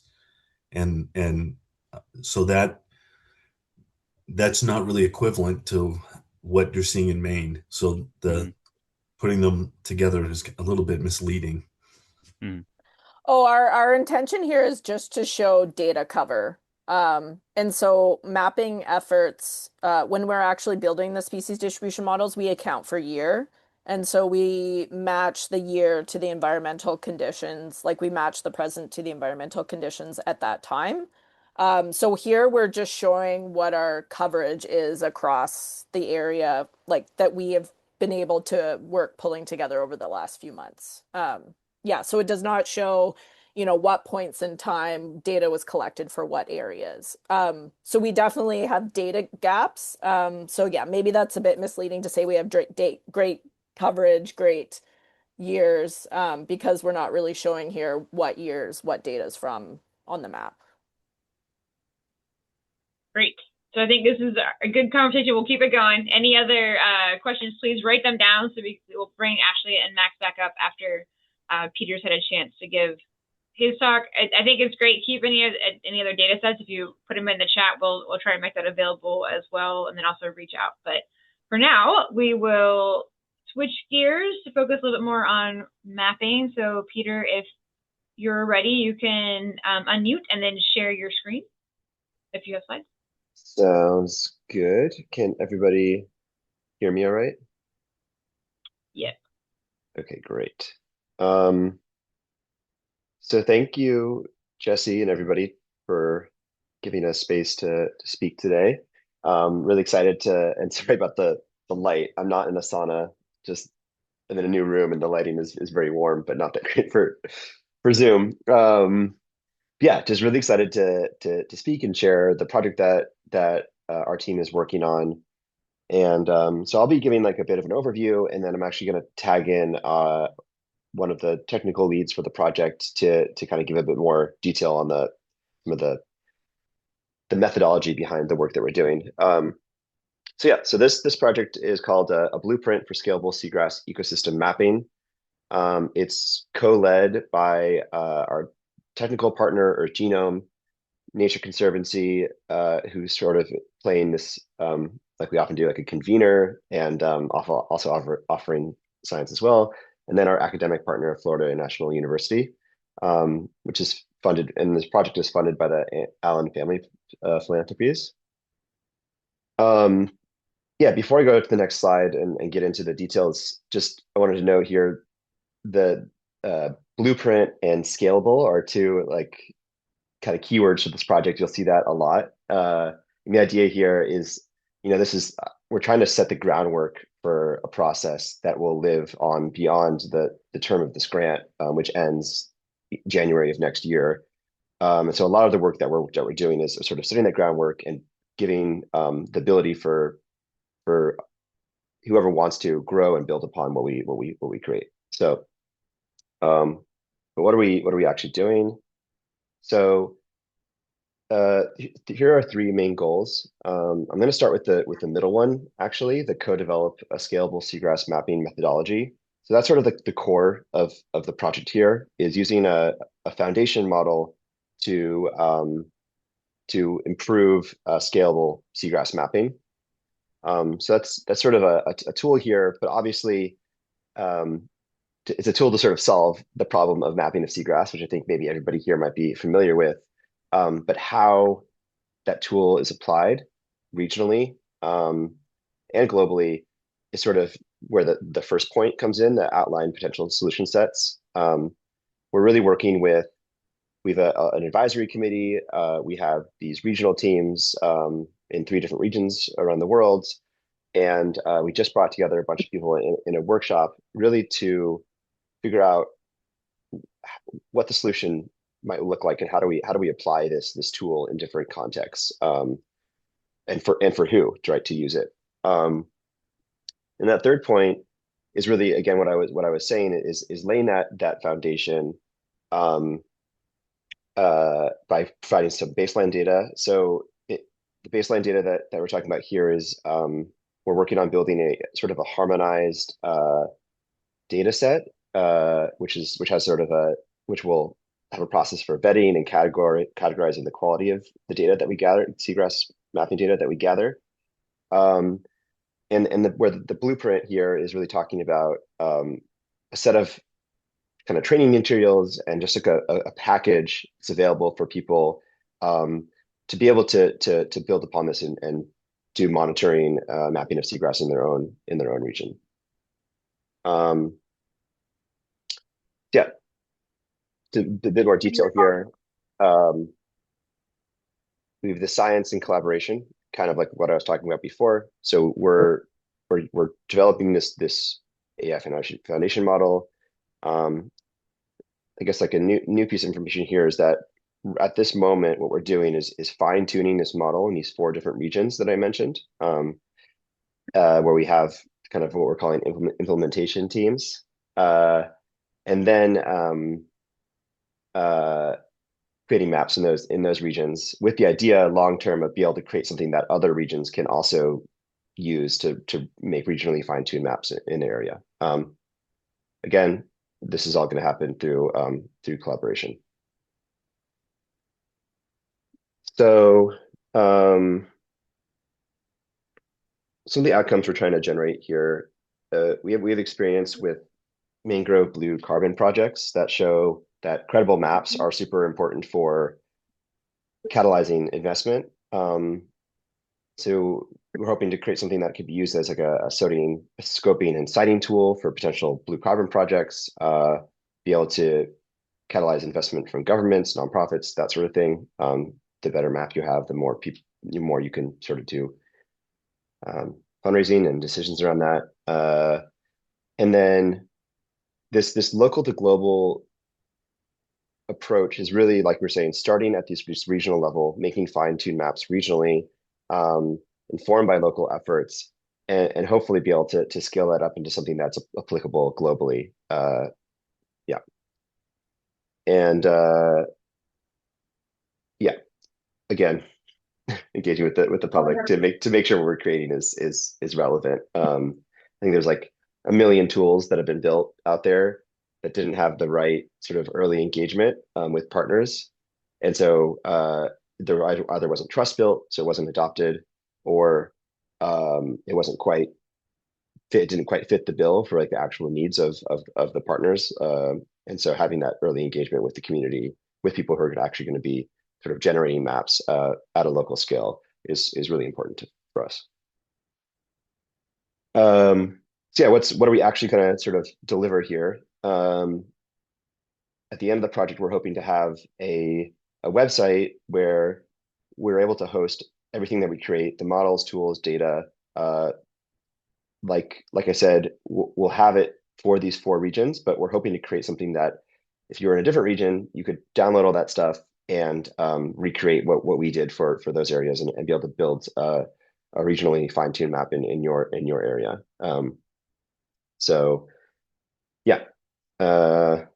And then again, looking forward, trying to create some sort of roadmap for sort of a global monitoring effort as well, using the methodology that we create. So yeah, sort of the structure of our team and our project. Like I said, we have an advisory committee, we have a core team, and we have a series of implementation teams. And I'm not trying to keep anybody in suspense. I just have a map. I'll show. It's the East Coast, it's the Caribbean, it's the Mediterranean, and Indonesia. And again, the idea here is we have these experts informing us. Both the advisory committee is mostly people who have more of like global experience, working across different projects, policy folk, that sort of thing. And then also it's super obviously important for us to get input and work with folk on the ground. So as I said, here are the target geographies.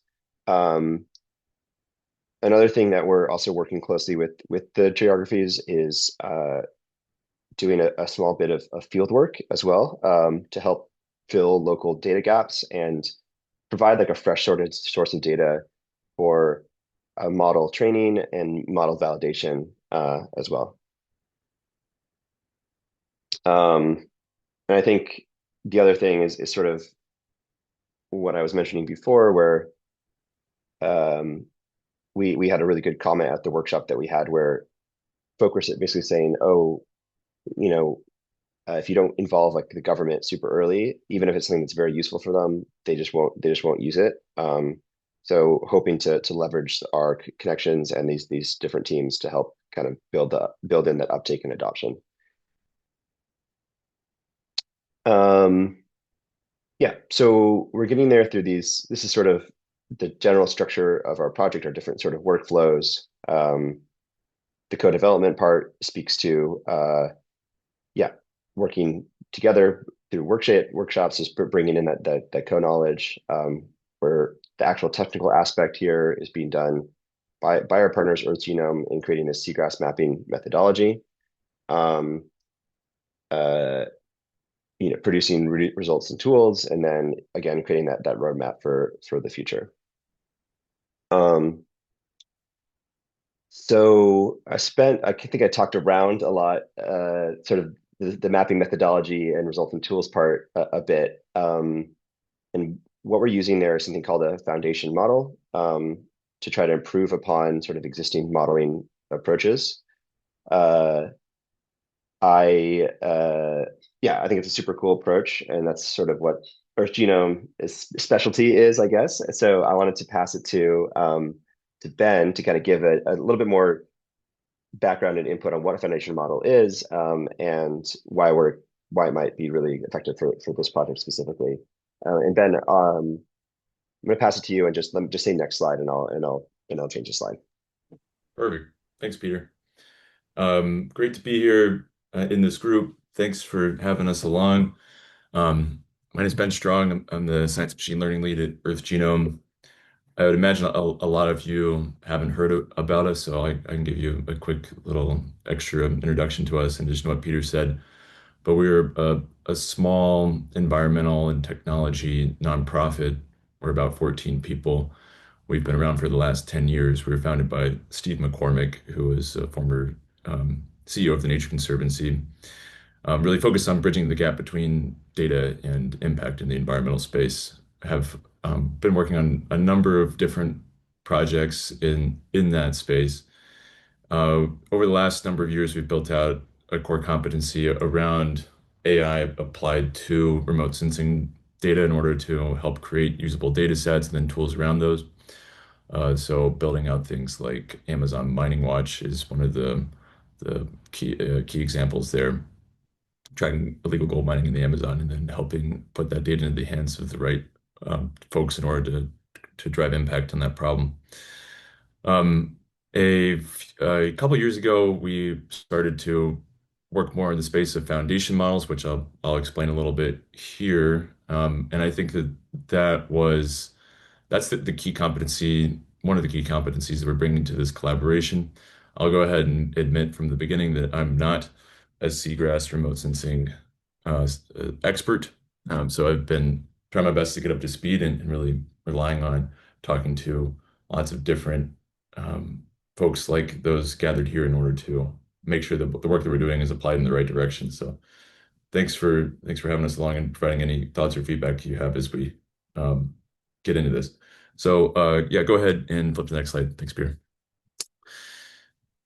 So for those of you who are not familiar with foundation models, I think that's what I'm just going to try to provide a little bit of context around that and then why we're excited about it for this particular problem. I think that the key thing to understand about foundation models for remote sensing, so you hear foundation model a lot in the sense of ChatGPT and text, right? That was one of the key technical breakthroughs is let's train these massive models that can basically teach themselves the structure of language by self-studying the text of the internet. There's been a similar movement in the remote sensing space in order to build foundation models for remote sensing data that learn in a self-study manner to identify patterns that are embedded in satellite imagery. And that has a number of nice advantages to it, which I'll cover in a couple slides. But this is a schematic to just help think through what the difference is in how you build a foundation model and then put it into practice, actually implement it and for a particular project. The difference between what's considered traditional machine learning mapping approaches, we have a supervised approach where we have a labeled data set, we train a model from scratch, we produce a map. Foundation model approach that just adds a step before that where we have the model going through this large pre-training phase where it self-studies a large corpus of unlabeled satellite imagery in order to learn to identify patterns that are embedded in that imagery. That allows us to move a lot faster when it gets to that supervised stage, taking in actual labeled examples and trying to fine-tune a model for a particular mapping problem. Next slide. I think there's often a little questions about how that self-supervised pre-training, that self-study phase works for foundation models for remote sensing. So that's why I include this slide here. for the text example, like what you have in GPT, that is pretty straightforward, where you just have a model learn how to predict the next word in a sequence. For the remote sensing space, there are a few different ways of doing that, but I think that the easiest to understand it is basically we're trying to take inspiration from that text example and apply it in the appropriate way in the remote sensing space. So what's often done is taking an input image, masking out part of it, and asking the model to then predict what it thinks should fill in those gaps, similar to masking out a part of a sentence, masking out a part of an image, and then grading its performance on that. And I think it's pretty amazing what is possible with some of these latest foundation models in order to be able to understand that they do develop some general sense of patterns and how things appear in imagery. This I think the bottom row in that remote sensing graphic there shows an input image of a track where you mask out a good fraction of it, but the model in that reconstruction column in the bottom right corner, you can see it reconstructs the original image in a way that's it's a pretty close match to the original input image. So that's the process that these foundation models go through on a large scale, taking in a bunch of remote sensing imagery and then trying to self-study it and learn those patterns. Once those patterns are built into the model, it's easy to then build on top of it for fine-tuning for a particular mapping problem. Next slide, Peter. So to make those advantages explicit here, the advantages of foundation models range across a few dimensions. In terms of reference data, the idea of doing that self-training, self-studies phase is that the model will learn patterns in imagery, learn characteristics of imagery such that those don't need to be learned every time you train a new model. So less training data is required. In terms of imagery and input, the input imagery that goes into a model, foundation models are increasingly trained across multiple kinds of sensors, such that you can bring in Sentinel-2, Landsat, commercial data, whatever you would like in order to be able to make that happen. That's another advantage.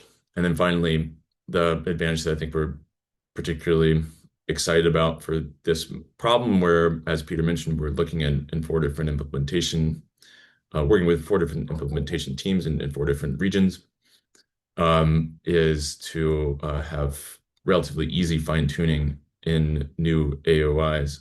So taking one modeling approach and then putting and adapting it for each of these different AOIs. And that's possible because of the reductions in reference data that are required, coupled with the engineering that goes into building the foundation models often allows you to adapt it and fine-tune it in a relatively simple way. And that we're also building tooling around the foundation models in order to accommodate that fine-tuning. Next slide. So this gets to that process. How to use foundation models in practice. There are really 2 main options that are usually employed. One would be to do full fine-tuning, so taking a labeled data set and fine-tuning all the model parameters. That's what is probably the most straightforward approach, or the one that you would think of first. The approach that we at Earth Genome have been increasingly exploring for other applications and that we're attempting to apply to this seagrass mapping problem is instead using an embeddings-oriented approach. So that is an approach where you freeze the foundation model and treat it as an encoder, feed in imagery. At the end of the foundation model, which is at this stage is not fine-tuned to the particular problem, the imagery is encoded using the foundation model in order to extract an embedding, which is a compressed representation of that imagery, but has the information distilled into its essential representation in the embedding. That embedding is then a very convenient tool to use to then train additional models to classify on top of those embeddings. And that has been a really interesting approach to explore in a few different domains that it is a little bit allows for some technical simplifications, right? Where you don't need to store all the imagery. You can just store embeddings. You can just have like this small classifier on top of the embeddings instead of fine-tuning the large foundation model itself. And so that's the approach that we're planning to attempt first for making this work in practice. Next slide.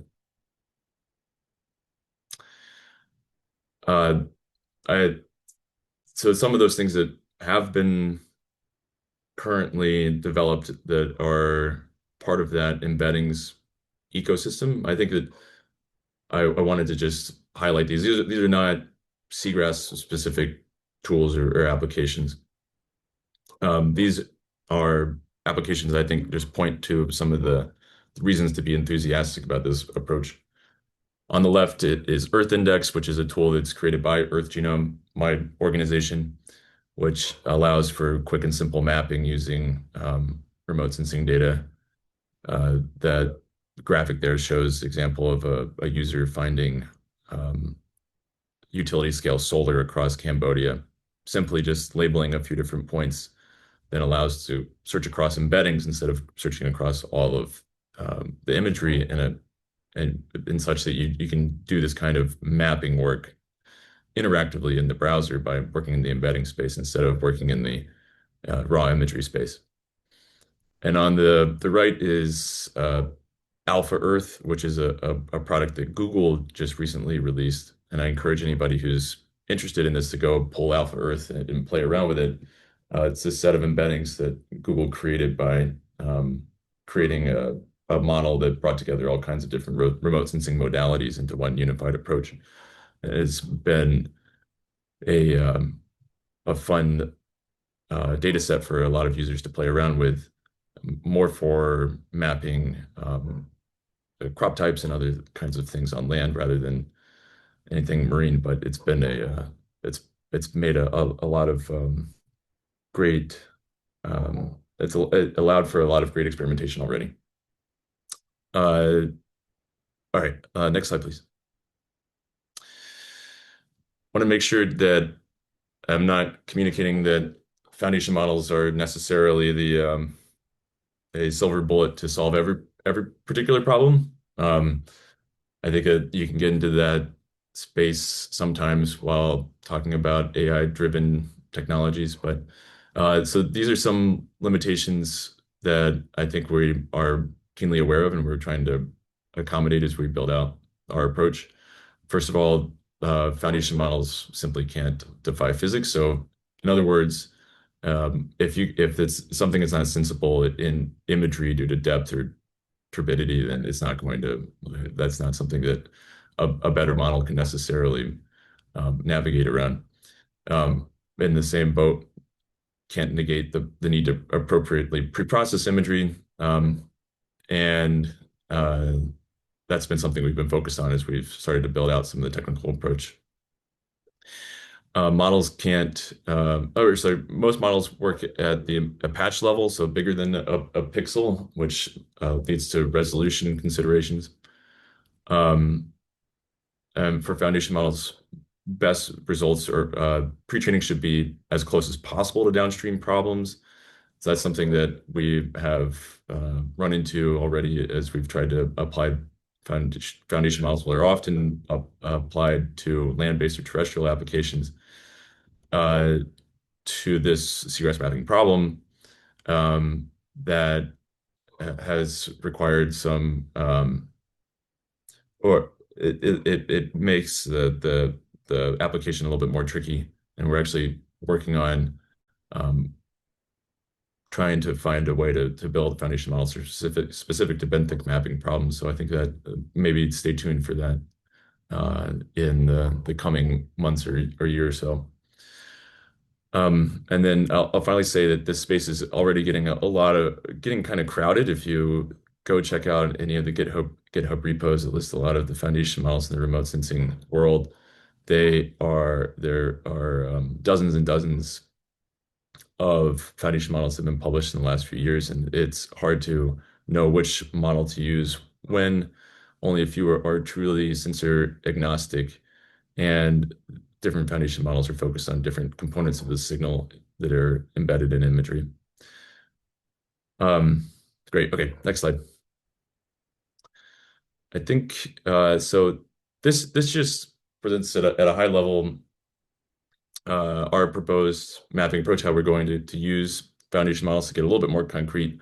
So we want to build a scaffolding around foundation models that allows for users to experiment with different approaches, that allows for users, that anticipates for future foundation models to be incorporated as the field advances. We're going to definitely compare that against baseline approaches that are not foundation model driven, because as it says on the right there, ultimately what matters is not really the modeling methodology or the approach. It's really the maps that we create, and then making sure that the tools that are the methodology and tools that are created around that can be adopted and reused as appropriate and extended. And we're currently committed to starting with Sentinel-2 imagery in order to map at 10-meter resolution. And we will incorporate, we want to be able to anticipate incorporating additional kinds of sensors as we expand and build on this initial phase of work. I think that's all I have to share, right, Peter? That's right. Yeah. All right. So well, thanks for everybody's attention to that, and I hope that's interesting for everybody to hear. I think I know we're already talking to a number of folks in this meeting. It's exciting to see everybody over here too after talking in other settings. But we're really hoping that this work can be valuable to the broader community. So glad to be here, and thanks for paying attention.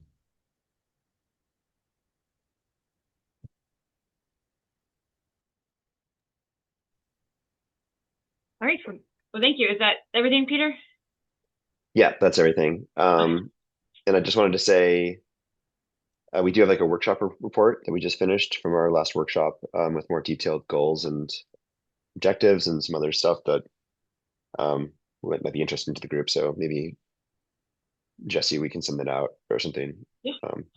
Yeah, we can definitely. Caitlin has the things you can put in the text in the chat for you.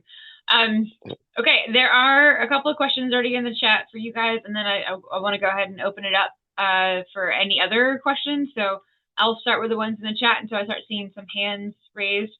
Or Dick, did you want to ask your question? Yeah, sure. So what's the difference between self-supervised pre-training and just an iterative unsupervised classification approach? Isn't it, is that basically what this pre-training is? Is this unsupervised classification that you just run over and over again and give it different scores as you develop it, or what's the difference? Yeah, I think I'd be happy to dig into a particular approach if you have one in mind. I think that the one thing that comes to mind is maybe just the scale of the pre-training or the self-supervised component.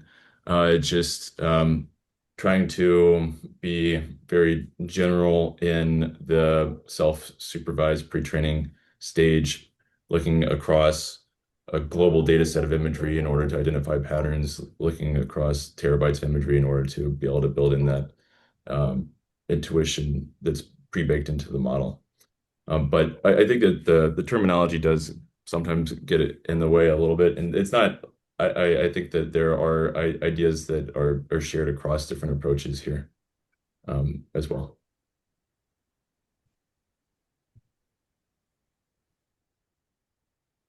Thanks. The next question was, are these tools open source, the Earth Index and Alpha Earth? So I think that the answer is yes and no. I think that there are components of each of these projects that are open source.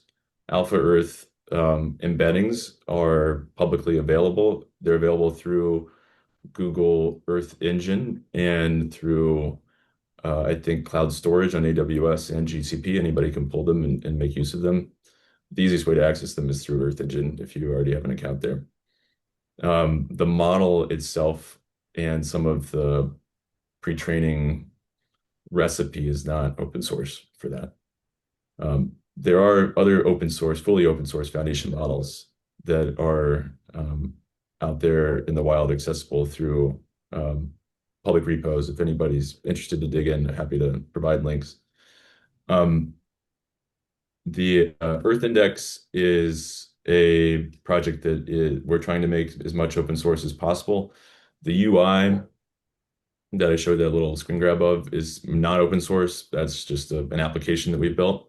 But the fundamental data sets that power it are open source. So the embeddings data set that goes into creating that is open source. The imagery that we use in order to create the embeddings is open source. The models that we use in order to create embeddings are open source.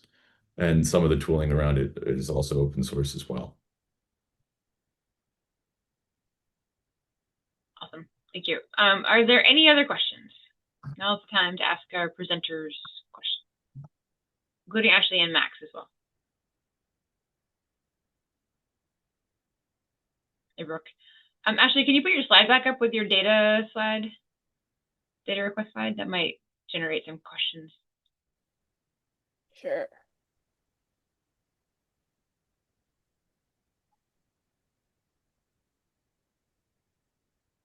Thank you.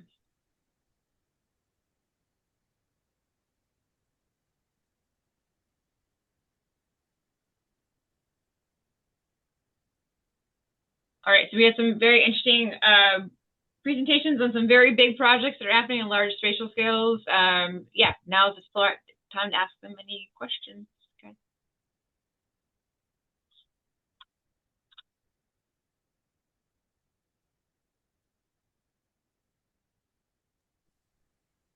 Wow.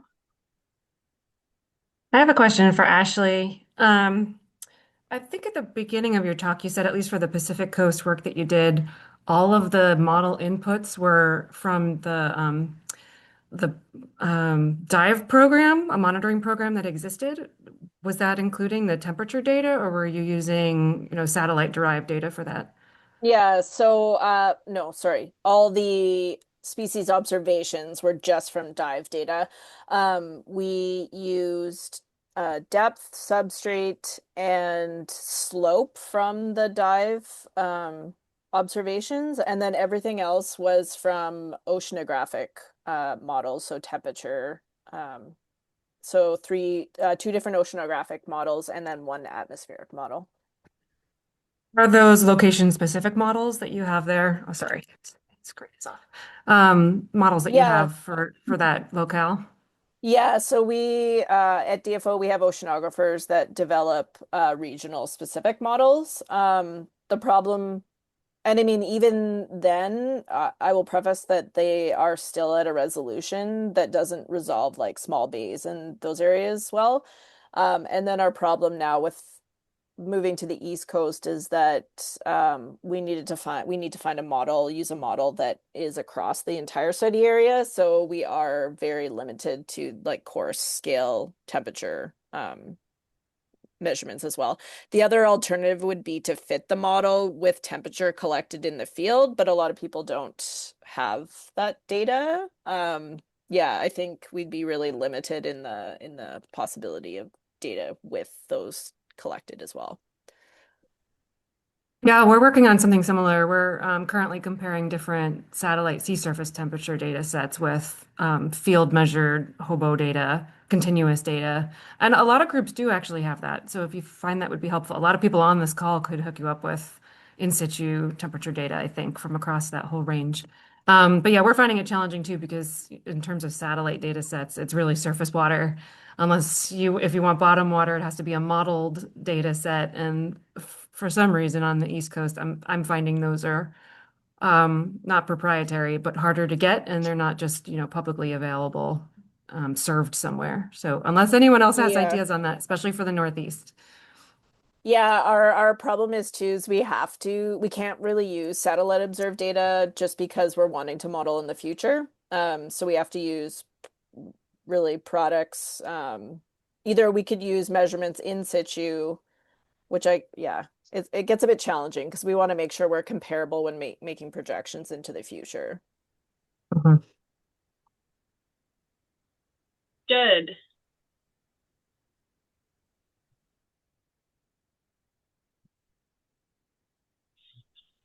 You're muted if you're talking. Can you hear me now? Yes, there you are.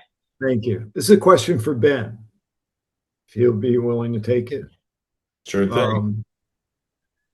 So how do you decide what the size of an embedding is? Because I'm trying to understand the concept better, and Yeah. what is that? Is that machine learned, or how is that learned through the actual supervision process? Because it just based on my very simple understanding of what embedding is, it seems to be representative of a subsample of something you're trying to classify, right? Yeah. The embedding is a compressed representation of the data. So it's like, though I think one analogy I like to use is it's like the DNA sample of a set of imagery. So yeah, you think about it as a human, we have all these different phenotypical characteristics, and that's compressed down to some megabytes of information in a DNA sample. And so that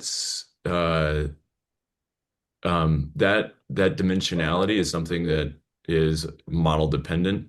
Different models, that's something that's kind of baked into the architecture of a foundation model when it's designed. It's just the embeddings are the output of a particular layer in the larger neural network that is the foundation model.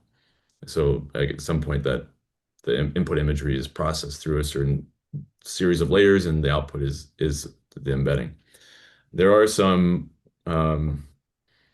efforts to transform embeddings in order to be different sizes, so to do dimension reduction across embeddings. I think and that's something that we're interested in exploring too. How do we take different foundation models and maybe combine embeddings and reduce the dimensionality in order to make sure that you're just extracting the relevant information for the particular mapping problem. Does that explain it, Judd? A little bit. I've got a lot to learn to understand it, but maybe we can chat offline more about it sometime, or if somebody else has something to add to that. Yeah, happy to talk whenever. Yeah, I'm kind of trying to relate to, the scale or the distribution of the training information and how that all fits into, understanding how reliable an embedding is when you start to scale it up to, the full scope of what you're trying to interpret. Yeah. Yeah, I think that those are somewhat distinct issues. The scale of pre-training, if you double the size of your scale of pre-training, it doesn't necessitate that the size of the embedding is going to be any different. It might be that the embeddings themselves come to contain different different aspects of the imagery as you expand out your pre-training data set to have a more diverse distribution. Then in order to accommodate that wider distribution in the same number of dimensions, those dimensions are going to have to be reallocated in a different way in order to be assigned to different kinds of information that's encoded across those dimensions. But yeah, I mean, it is a kind of strange concept, so happy to talk more at any time in order to dig into it. All right, thanks. All right. I think that brings us to our 3 o'clock. We've all earned another break. Thank you very much to our presenters. If you're able to stay on, please do. We're going to have a discussion after the break. And this discussion, I think, thank you guys very much. Please keep in mind, it's not going to be just about like these 2 large scale projects, but I mean, sort of like as we get, they'll definitely be part of it. So we'll have some questions about like what kind of resources can we share with these 2 groups. Be thinking about what do we need to get, like what would we like to see from some of these, efforts as well in data sets, and how can we help contribute some of our feedback or expertise. I know they've already kind of asked for that, so is there a way we can kind of coordinate it so they're not hearing from 45 people on this call independently, or is that not what we want to do? And then also think about like, how can we help guide these really big global efforts into something that's really helpful, which they want to be for people on the ground. So let's go ahead and take our 5-minute break, stretch it out, get up, move around, and we'll come back and get into our discussion.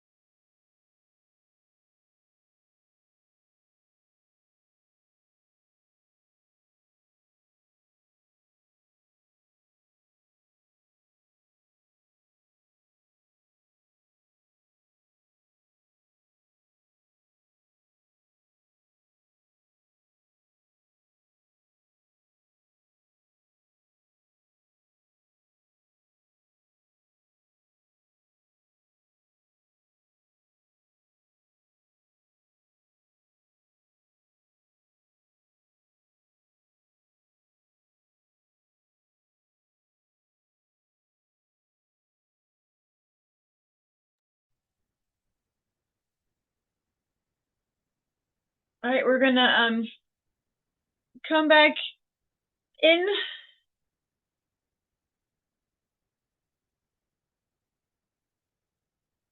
I posted something and then I took it away when I realized that it won't actually work for a larger group.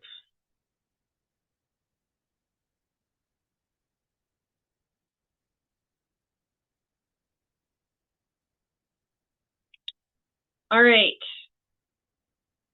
I'm assuming all these blank faces, people are here and you're back. This reminds me, I'm getting so many flashbacks of teaching during COVID. Okay. All right. Thank you for reacting. I appreciate you throwing me a bone here. Thank you. All right. So I do want to have a discussion. I think we've got, about like 20 or so minutes before we get into partner updates.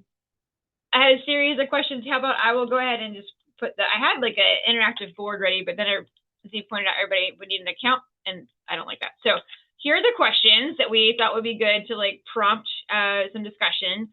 I think you guys have already started doing the first one. Do we have any additional resources for the Blue Carbon Canada project that they can share? I think one thing that might be really helpful from this group was, I think Ashley brought up additional data you guys need about like the plants or something. Like, what was it last part you traits data? Traits, yeah. Yeah, the traits data. So that might be a good thing that we could all kind of discuss. So what would be some traits that we would think would be helpful in these sorts of modeling efforts? Yeah, I'm very open to any suggestions people have along that coast, just because I think, especially in the southern states, I think you're definitely seeing presentation of eelgrass in different ways than we are in Canada. So very interested in that. And then I almost wonder if it might be more useful for us to also create some sort of questionnaire to send out to people just to get an idea of the traits that people maybe are recording, so we can have an idea of that as well. But yeah, I'm very open to any suggestions people have for trait data. Well, I'll start that out. Ours is very important to know more about reproductive output. So like flowering shoot number, and then also, if possible, we're finding differences in seed output. So flowering shoot number isn't always the best indicator of number of seeds.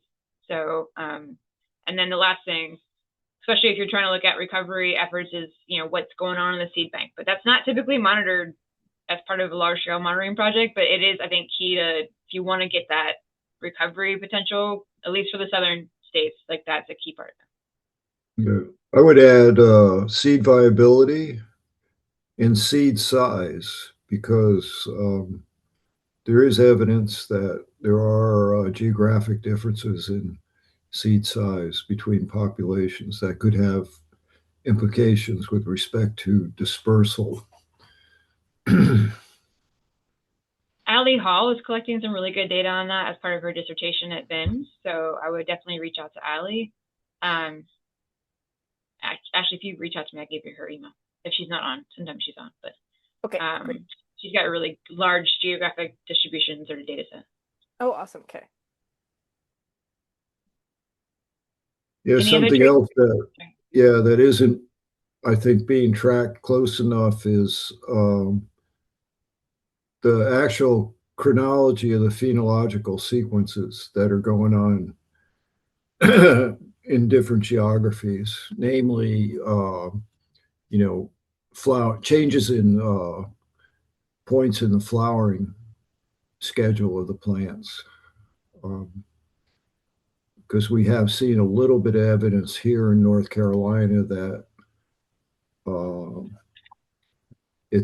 it's advanced some in time. So they're beginning their flowering cycle earlier, which could be a nice little mechanism to avoid some of the heat stress in the latter part of the spring and early summer. And question would, I think that would be really useful. And I'm realizing too, though, that it would be useful if any of these traits had been collected in earlier years as well, before experiencing these heat waves. I'm just putting that out there. I think we can still work with like more current day only, but if we did have past traits measured, that would also be really interesting.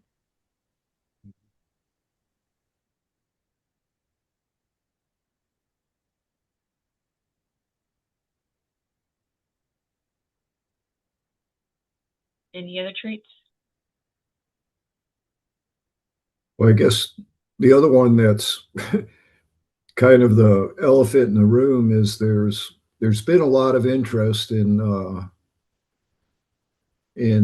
the idea of assisted migration. And of course, here in North Carolina, we have a tropical species that the question is, could that species migrate north, either naturally or assisted? And what we don't have a really clear handle on is the thermal tolerance at low temperature, because it's the opposite of the zoster problem. That's, what the kind of information that would really be needed, whether or not you could assist the species north and expect it to survive the colder winters, say in the Chesapeake Bay.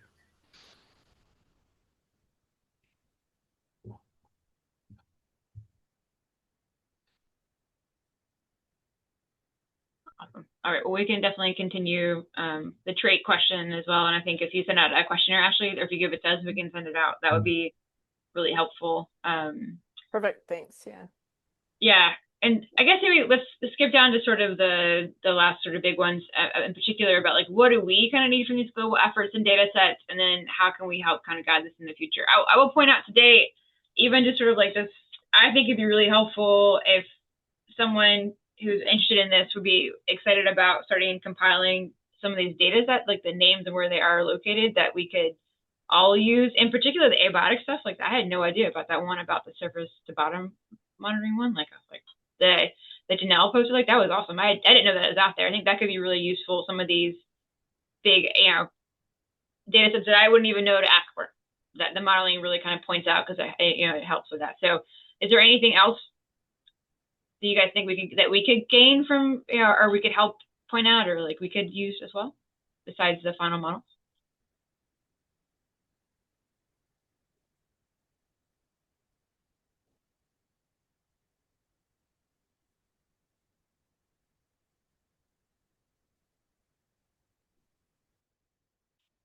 A very active group too.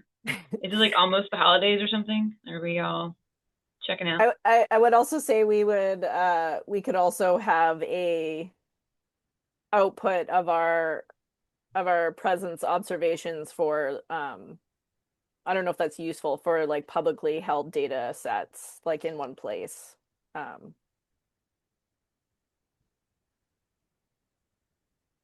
could be really helpful, yeah. Yeah, and then sorry, I forgot to mention this. The outputs will be available on open data, so they'll be available for anyone to download. And people had some questions about graphics. I had 2 of the drivers and stressors graphics will also be in open data, and I can point to these.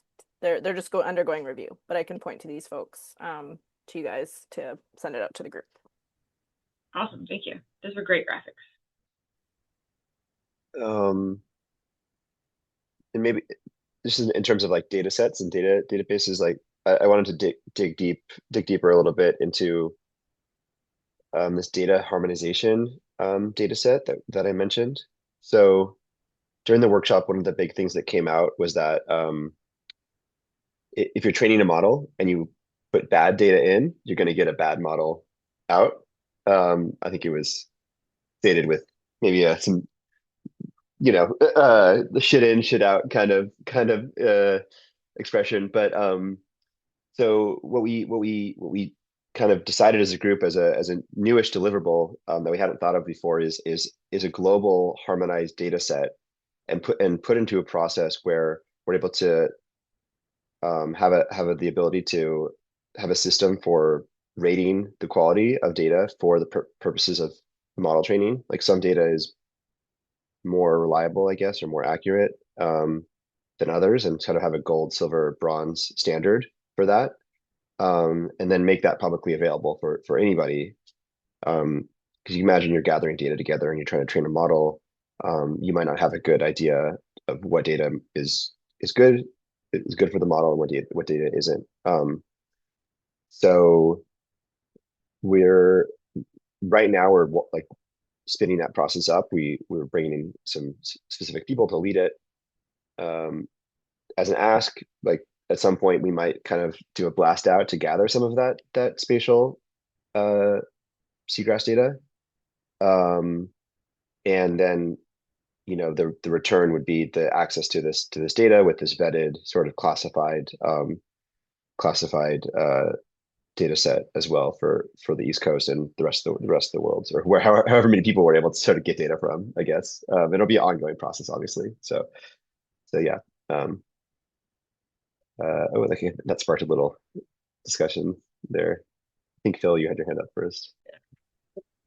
Yeah, this is a question for you and for Ashley and Max. For any of these modeling efforts, I guess I'll preface this by saying I think John Steinbeck was the one who said, nothing actually exists until it's on a map. And we've all seen people misuse mapping data, no matter what kind of disclaimers people put on their mapping products.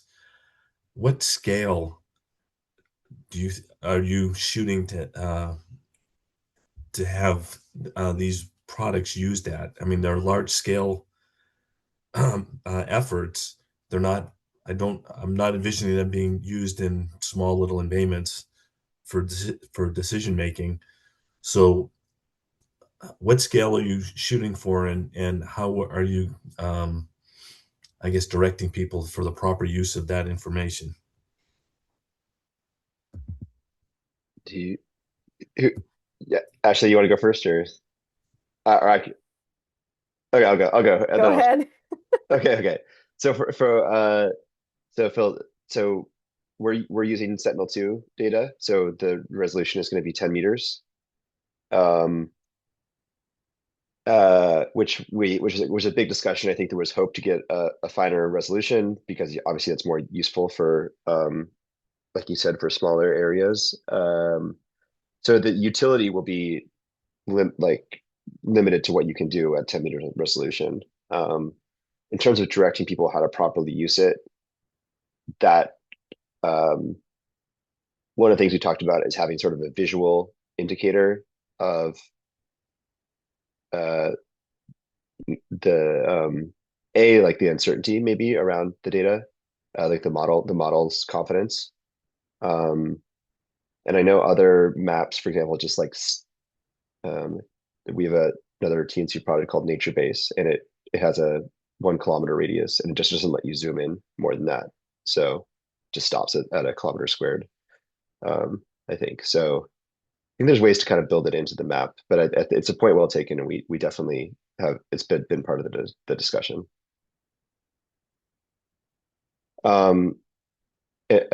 Just to answer Michael's question, so we're right now we're committed to making 4 regionally tuned maps, but the idea is while we're doing that to create the tools to eventually create a global map, if that makes sense. Because regionally there's so much difference between these different regions that we want to focus on making good maps regionally, and then anybody else around the world can reproduce it. Global map could be a future product. Yeah. Okay. Yeah. Thanks. Can you hear me? Yeah. Can you hear me? Yeah. Thanks, Peter. So, so your accuracy then is gonna be a little bit more than 10 meters. If you're producing maps at that scale, that's covering, or are they going to be individual? So you're going to do yearly maps. Are you doing yearly maps for all 4 geographic regions, or one region at a time? I guess the refresh rate depends on when Sentinel-2 data is updated, which I'm not 100% sure, but by the goal is to have 4 regional maps by the end of this project. I see. Yeah, by January or so next year. The actual scope, so right now, for example, if we have like the East Coast of North America as a region, I don't think we probably won't be able to do a full map of that region because we've got to figure out exactly what we're able to achieve in that time scale. But it's sort of that's the general area, and then we might end up doing a bit smaller than that. because there is a lot of inter-regional variation Correct, just yeah. there, especially same with the Caribbean, as you can imagine.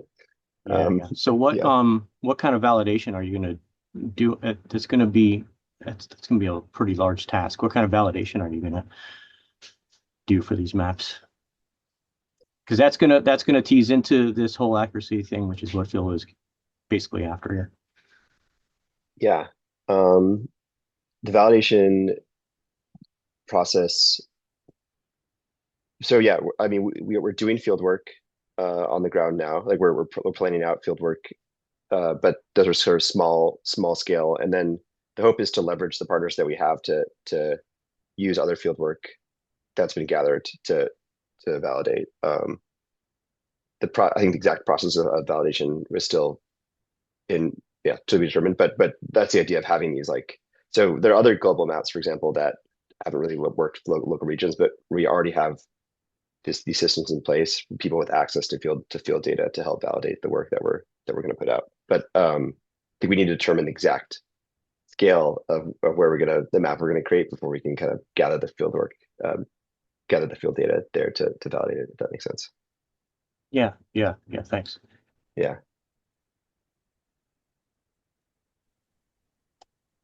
Ashley, we'll toss that accuracy.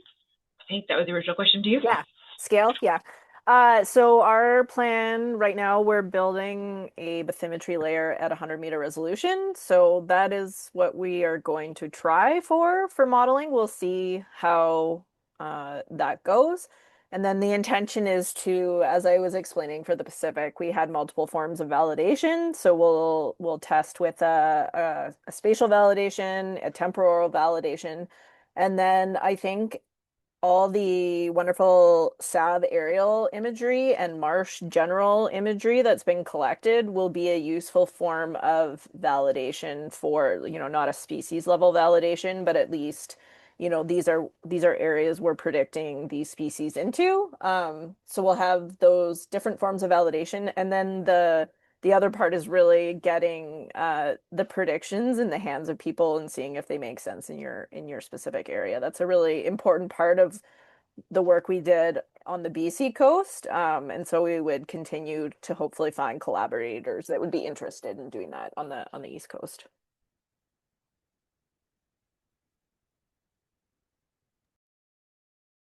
Erica, you had your hand up. I thought you put a question in the chat, but did you have another question or? No, just the question in the chat. Yeah, I'm sorry if I missed it completely, Max and Ashley, but I wondered, for as far as your data collection efforts go, are you seeking data from now until forever, or is your call for data most relevant for the next couple of years? Reason I ask is some of you probably know this is at Maryland DNR, Caitlin and Brooke and I guess, also help run our participatory science program, Chesapeake Bay SAV Watchers, and we get data from all over the Chesapeake Bay, Maryland and Virginia waters each year. So some of that data is sort of publicly available. We're working on making it so, but the best way to get a hold of it is to email one of us. So anyway, we don't see this program shutting down anytime soon. So just making you aware of what we hope will be a really long-standing data acquisition program, mostly led by volunteers. So yeah, a long-winded way to ask a question about how long you want data to be sent your way. Yeah, so if we are to go with primarily using, which I think we will, using like an atmospheric data set, since we're also using marsh data, it looks like their last time that they produced models was August 2025. So I would say we wouldn't want to fit models after. However, I think also as a useful validation, to build these models and then for people to actually go and use them in the field, for following summers, I think we would be really interested in knowing, are these predictions accurate at all? So I would say from a validation standpoint, yes, we're interested in data in following years. For fitting the model, I think we have to cut it off at apparently August 2025. So the plan is to build these models, we're hoping to have all the data sort of collected by, June, I think would be our goal, and then just start building the models starting next summer. Great. Thank you. That also gives me some time to QA/QC, which is desperately needed. That was something I wanted to point out, Max. When your image for Virginia and Maryland, is this an SAV layer or an eelgrass layer? Eelgrass. Okay, then you need to double check that species comp because you're not getting eelgrass all the way up. And Okay. I mean, I'll let the Bay people talk about that, but you definitely want to check with them about what is eelgrass versus what is not. Because they have illegal hailing and mesohailing, and they've got lots of different. They have so many other species in there. Eelgrass is just like the polyhailing areas, unless you're going like back, way back. You can find eelgrass up to like Kent Island, Yeah. Right now we're doing eelgrass and rupia, I think. Okay. Well, if you're doing rupia, that may be why. Just let me touch base with these guys about species comp and that sort of stuff. Absolutely. Okay. Are we ready to switch gears to program updates?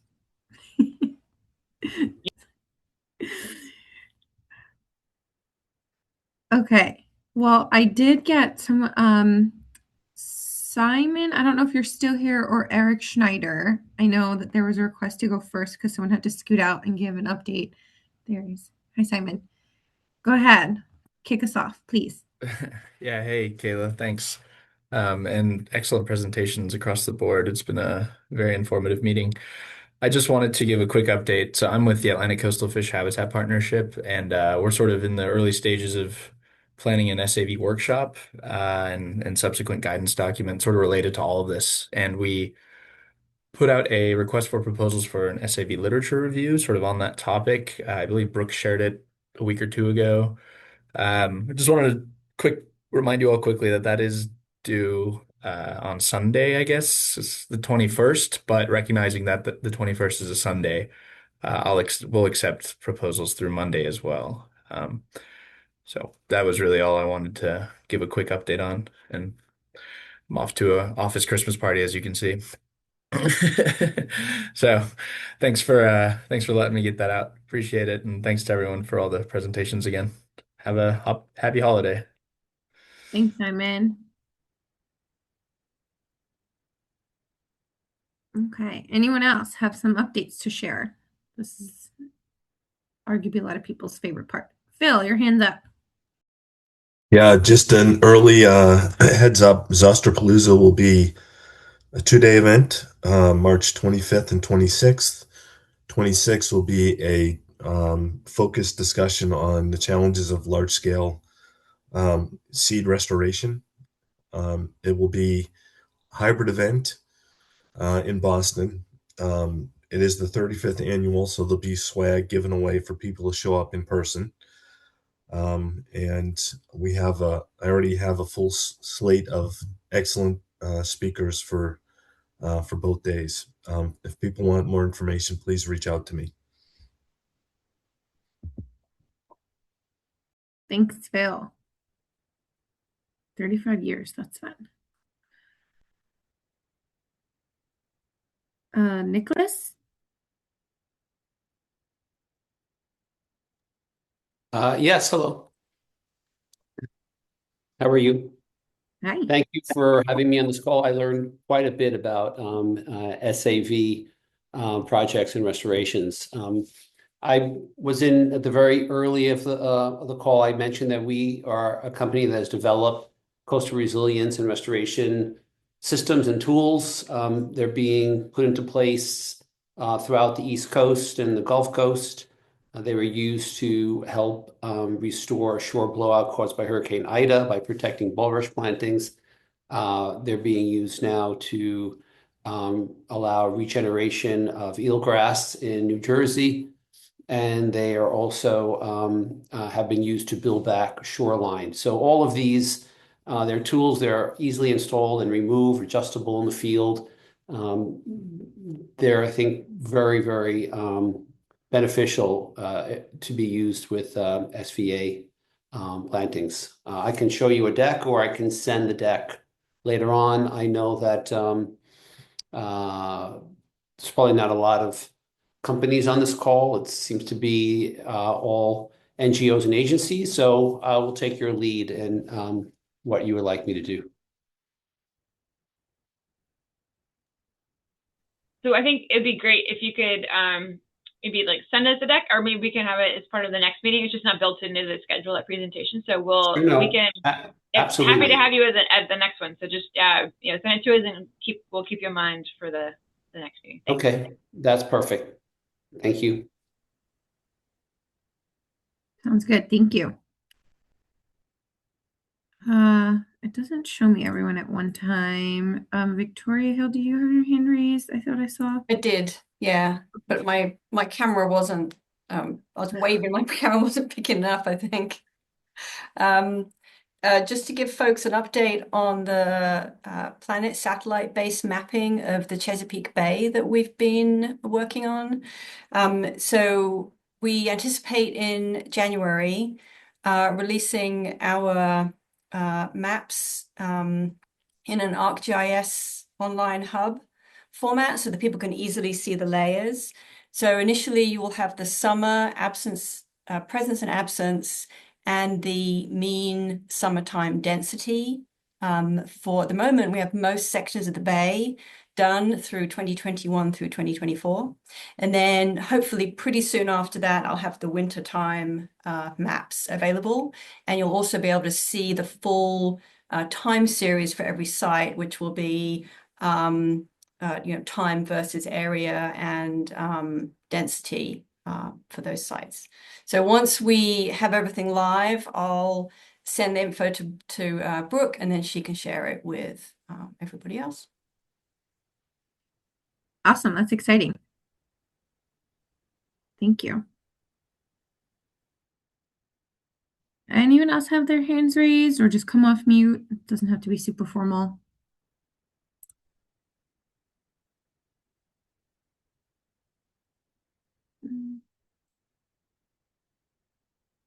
I can share an update from Delaware if no one else has anything. Okay, I don't see anyone. Well, in Delaware, we have kind of kicked off our more long-term monitoring. We are developing and getting ready to launch our Delaware version of the SAV Watchers. Ours is the SAV Seekers, which is the volunteer monitoring program. Ours is a little different with a different scope because we don't know what we have and where we have it, and a really big focus on freshwater species because we know we have at least those, whereas we're lacking a lot of like marine and brackish species. And one of the big differences is just outside of being Chesapeake Bay, we're also looking at like lakes, ponds, ditches, whatever anyone's got their eyes on, they can share it with us more or less. So we're doing the train the trainer kind of format with that as well. And that's going to be launching in the spring. And we have our first training set up for April. So we're excited for that and to start kind of getting more data. We also have, we also set up an iNaturalist project. So it's a little bit more low stakes than the like coordinated training to get, volunteers out there. But we have a project on iNaturalist that any SAV related genre or genus says get up, it automatically filters it in within Delaware border, and it'll populate our project so it can just involve the public in a way where they don't need to like necessarily know what they're looking at or go through training. It's just a way to kind of inform us on the base level of like what people are seeing out there. So maybe we can direct some more higher level ground truthing or, get our SAV seekers out there. Those are the big things. I won't talk too much more in case anyone else has other things to share.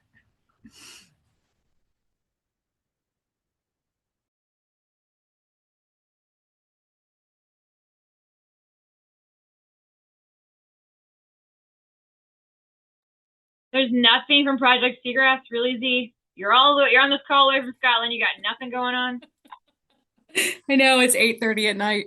And then I was gonna have a some seagrass you found.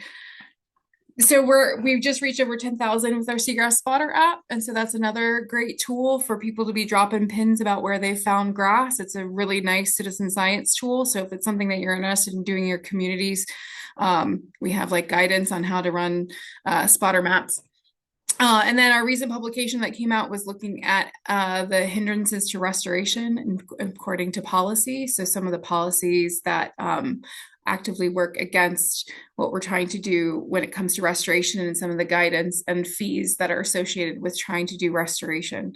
And so that's the more recent publication that's come out. I can highlight those two. And then, yeah, we're basically shut down for Christmas. That's the joy of working in the UK, is that they shut things down for couple weeks. So all right, you don't have to say that last part. It was fine. You're doing great up until that last part. Let's just broken it in. Elizabeth, can you put the citation for that publication in the chat? Yep, will do. Thank you.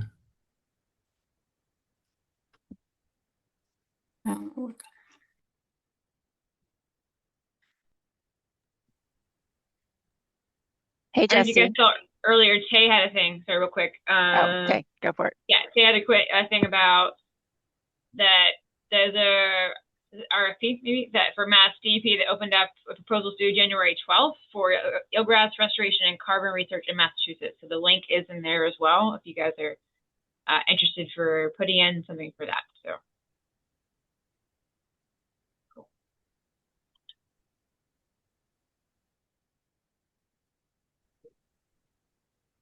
Angela's got her hand up. Yeah, go ahead. Hey, I can jump in for May, and I think there are a few of us that have some updates. I would share that for our 303D impairment list for state of Maine, I've started working on a listing methodology based on eelgrass loss. We've just been using narrative criteria thus far for listing our waters for eelgrass loss, but we're trying to go quantitative now. And I think this is possible now because we've had a more intensive effort for mapping, as you heard earlier on the call, since 2021 or so. So we have some good comparative layers based on 2021 and forward compared to the 1990s. So I'll be working on that. So I'd be interested in hearing from any states that have a quantitative listing methodology for eelgrass loss, if they feel really strongly that their listing methodology is really great or it's lacking some major components. I can put my email in the chat, but I think it will be really useful to raise awareness of the pretty large scale losses we're seeing in Maine now that we have larger efforts underway. I think Cheyenne and Janelle might have some updates too. I can update if I can get my camera to work. Okay, here we go. Yeah, just a quick update about the regular mapping program. In 2025, in Maine, we mapped the Acadia region. So this is just continuing with our 5-year regional rotation. So the Acadia region is like around Acadia National Park and Mount Desert Island area, from Brooklyn to Jonesport. For anyone who's familiar with the Maine coast, it's basically the second farthest east region. So then next year we'll map the farthest east region and complete the whole coastwide rotation as far as having semi-recent data. So the polygon layer and the imagery and the legislative report will be coming out early in 2026 for that stuff. And then I can follow up with one last update from here in Maine. I think some people are aware, but we had the first large-scale restoration effort in Maine funded earlier this year through Restore America's Estuaries, and we've now been recommended for funding for a second restoration project through Maine's In Lieu Fee program. The first effort's going to be focused in Casco Bay, and the second one is going to be focused further up the coast in Great Salt Bay in the Damariscotta region. Both of those efforts are focused largely on capacity building in the early years. So those of you in New England who have more experience with sea-based restoration are likely to be hearing a lot of questions from me and Devin Domeyer, who's leading that second project. And stay tuned for hopefully some promising results over the next few years. But wanted to let people know that things are moving up here.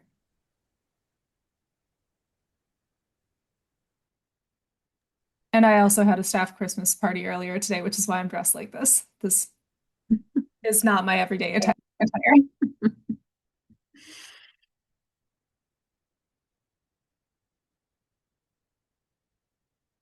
I love the festive wear. So I'm going to jump in then. Yes, hi, Brooke. Hi. Sorry, I missed the beginning of the meeting and the middle of the meeting as well. But I wanted to follow up. I know. Uh-oh. Okay. I know Caitlin presented our mitigation update. I'm here if anybody has any questions on that, or did you all talk about where we should go with that next? If you already had a discussion about it, I can get caught up later with Caitlin, but if we want to review that and adapt it for the broader East Coast, I think that was Judd's recommendation a couple months ago when we talked about it. But it is finished, and I'm very curious to know about your in lieu fee, because one of the recommendations that we didn't put in the guidance document, but it is to kind of establish a more official in lieu fee program for SAV here in Chesapeake.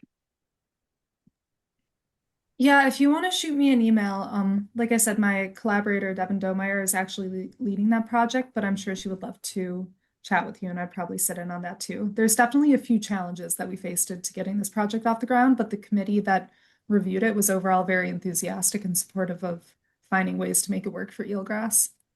Cool. Nice. Yeah. Okay. I will email you. Brooke, Thanks. is that, have the recommendations been formally adopted? No, so they are they're in it's final. There's the other author is doing a last minute review now. Then we are going to send them to the regulatory agencies throughout the Bay watershed. But the guidance is non-binding. It's just our recommendations. It's just our, what we as SAV folks recommend that the regulatory agencies require. So whether there will be any sort of formal adoption, I don't know. I know that in Maryland, the MDE, the Maryland Department of the Environment, is, anxiously awaiting some sort of formal guidance from us. So I would assume that they will adopt our recommendations. I don't know how formally they're going to do that. We still need to kind of, once I hand them over to them, and talk through it with them, so make sure they understand exactly what we're recommending. I'll talk to them about that, but we can't require them to require what we're recommending. So it'll be interesting for this group to learn about the feedback you get in that process. Yeah. I think, I've gotten good feedback from the regulatory agencies so far. They're appreciative of the guidance, and they, everything that we're recommending, I think, is within the realm of, what they're looking for. So our recommendations, I presented them, the draft versions whenever we had that meeting on SAV mitigation. And so, we go through, minimum trigger size, what the permittee is responsible for monitoring, but the fact that when monitoring, we are recommending they also monitor a reference bed, so that so that you can gauge success or failure relative to more regional trends. And then, the associated success criteria. So it's all, none of it's earth-shattering, groundbreaking. It's, kind of logical what we're recommending. But since, the folks at MDE don't really know it's logical to recommend for SAV, restoration and mitigation, they're good with it being fairly basic, but also flexible. One of the things that they did recommend and ask for was that our guidance still maintained an appreciable amount of flexibility, so that there can be some case by case considerations. That's not just, a hard and fast rule for every single mitigation project. So yeah, I'm curious to see how they do it now, how they respond as well. I think it'll be good and well, but even now, they're flip-flopping on what they are actually going to require. Sometimes they say that SAV mitigation is required, and sometimes they say that SAV mitigation is not required. And it depends on who you're talking to at MDE. So that's another challenge I need to make sure I, communicate with all of the folks involved in the review process and permitting process. So, Caitlin. So it sounded like everyone was invested in deliverables being made. I don't think we actually came to a consensus on whether we were going to adapt the document or not. So maybe if everyone could send like a check mark or an X, I think there's a yes or no option when you go to the reactions section on whether you think we should adapt the document or not. So one other question I had was how I mean, most of these mitigation permits have a federal component that's commenting on the permit and making recommendations. So like the National Marine Fisheries Service, the U.S. Fish and Wildlife Service, and so have you run this through the federal gauntlet yet? Yes. Yeah. Yep. And they participated in the workshop that we had, and they provided a lot of comments and recommendations for the actual guidance document. So they are always pushing for SAV mitigation requirements, or obviously minimize and eliminate as much impact as possible. But in the case of impacts being permitted, they're happy with the size triggers that we included and the the guidance going forward, how to actually do the mitigation. So yeah, it was very helpful to have them involved. They provided a lot of like realistic feedback of what they needed to see and hear. Mm-hmm. So they're baked in now to the document. Yes. Okay. Yeah. Although, I mean, having said that, in our meeting last week, one of the guys was there, and he was very grateful for it. Did the whole "thank you for doing this. This is a great first step." He was like, "I see this needing to evolve as mitigation projects are, more and more mitigation projects are required, and seeing how the reality of it works out, and just acknowledging the potential for needing to update the guidance occasionally." So, but U.S. Fish and Wildlife was not involved. The U.S. Army Corps of Engineers was involved. They reviewed it and gave it the go-ahead from their perspective. So NOAA, Corps, trying to remember which other feds were involved. Our Maryland Department of Public Works was involved, Department of the Environment, Virginia, CRM. So yeah, we got the state and the federal level. And we got, we included environmental consultants that do that type of, on the ground work. A bunch of river keepers that advocate for that type of work. So I think we covered our bases. I'm sure once it's, out there, somebody will have an issue with it. But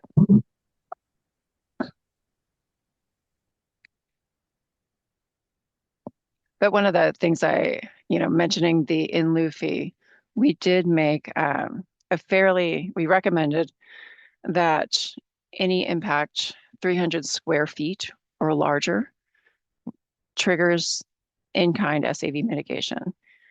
But one of the NOAA, National Marine Fisheries Service, comments was that any impact at all should trigger some sort of compensation, whether it be in kind or financial.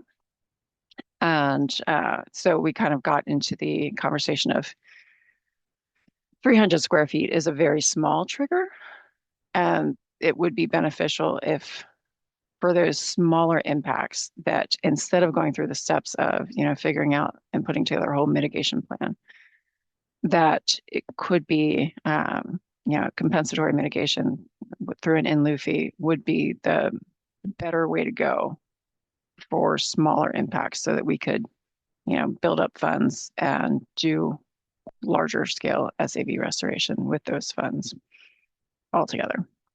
So we need to change update some of our policies and potentially change some of our regulations if we're to move in that direction. But we are in conversation with folks about making that move as well. I'm not sure where to go, but we're going to work towards it.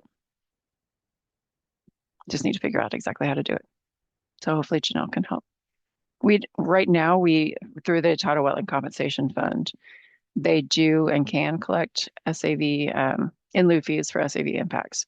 So we're hoping that that's enough, and that it doesn't require an actual bill or legislative push to get our MDE to comply with that request, but we'll see.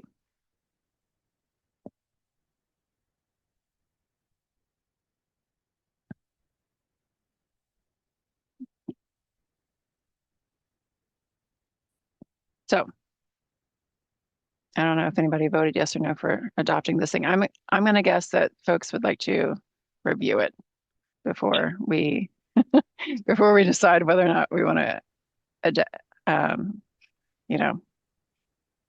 make it more applicable to the broader East Coast. So we can put it in our drive and share it with everybody. I was going to suggest sharing it. Caitlin shared links as well earlier on, but yeah, putting it in the drive. And then because there was a bunch of different asks, I know I asked for a few things myself.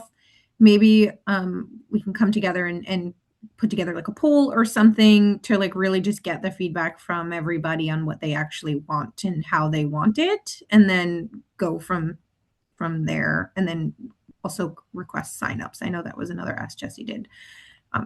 So maybe some sort of like compiling all the asks and all the deliverable things that we mentioned and like opening it up to see what else, because it's hard to kind of wrap your brain around everything all at once in this 4-hour-long meeting.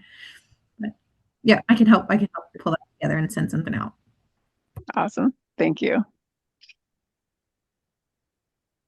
Awesome. So I think we're at my part of the meeting, which is the wrap. Well, another one of my parts of the meeting, which is the wrap up and the next steps. So I think Kayla, you just covered that with the sort of, we'll put that out there, and which is great. So we'll put that out there with more deliverables. We'll have meeting notes out and send the survey reminder out again. And if we'll be in contact with the steering committee to help pick topics for next time. But thank you everybody for your time and conversation. Thank you to our presenters, and yeah, everybody have a good holiday break. Thanks, Jesse. Thanks, Kayla. Thanks, everybody. Thanks, everyone. Happy holidays. Happy holidays to you.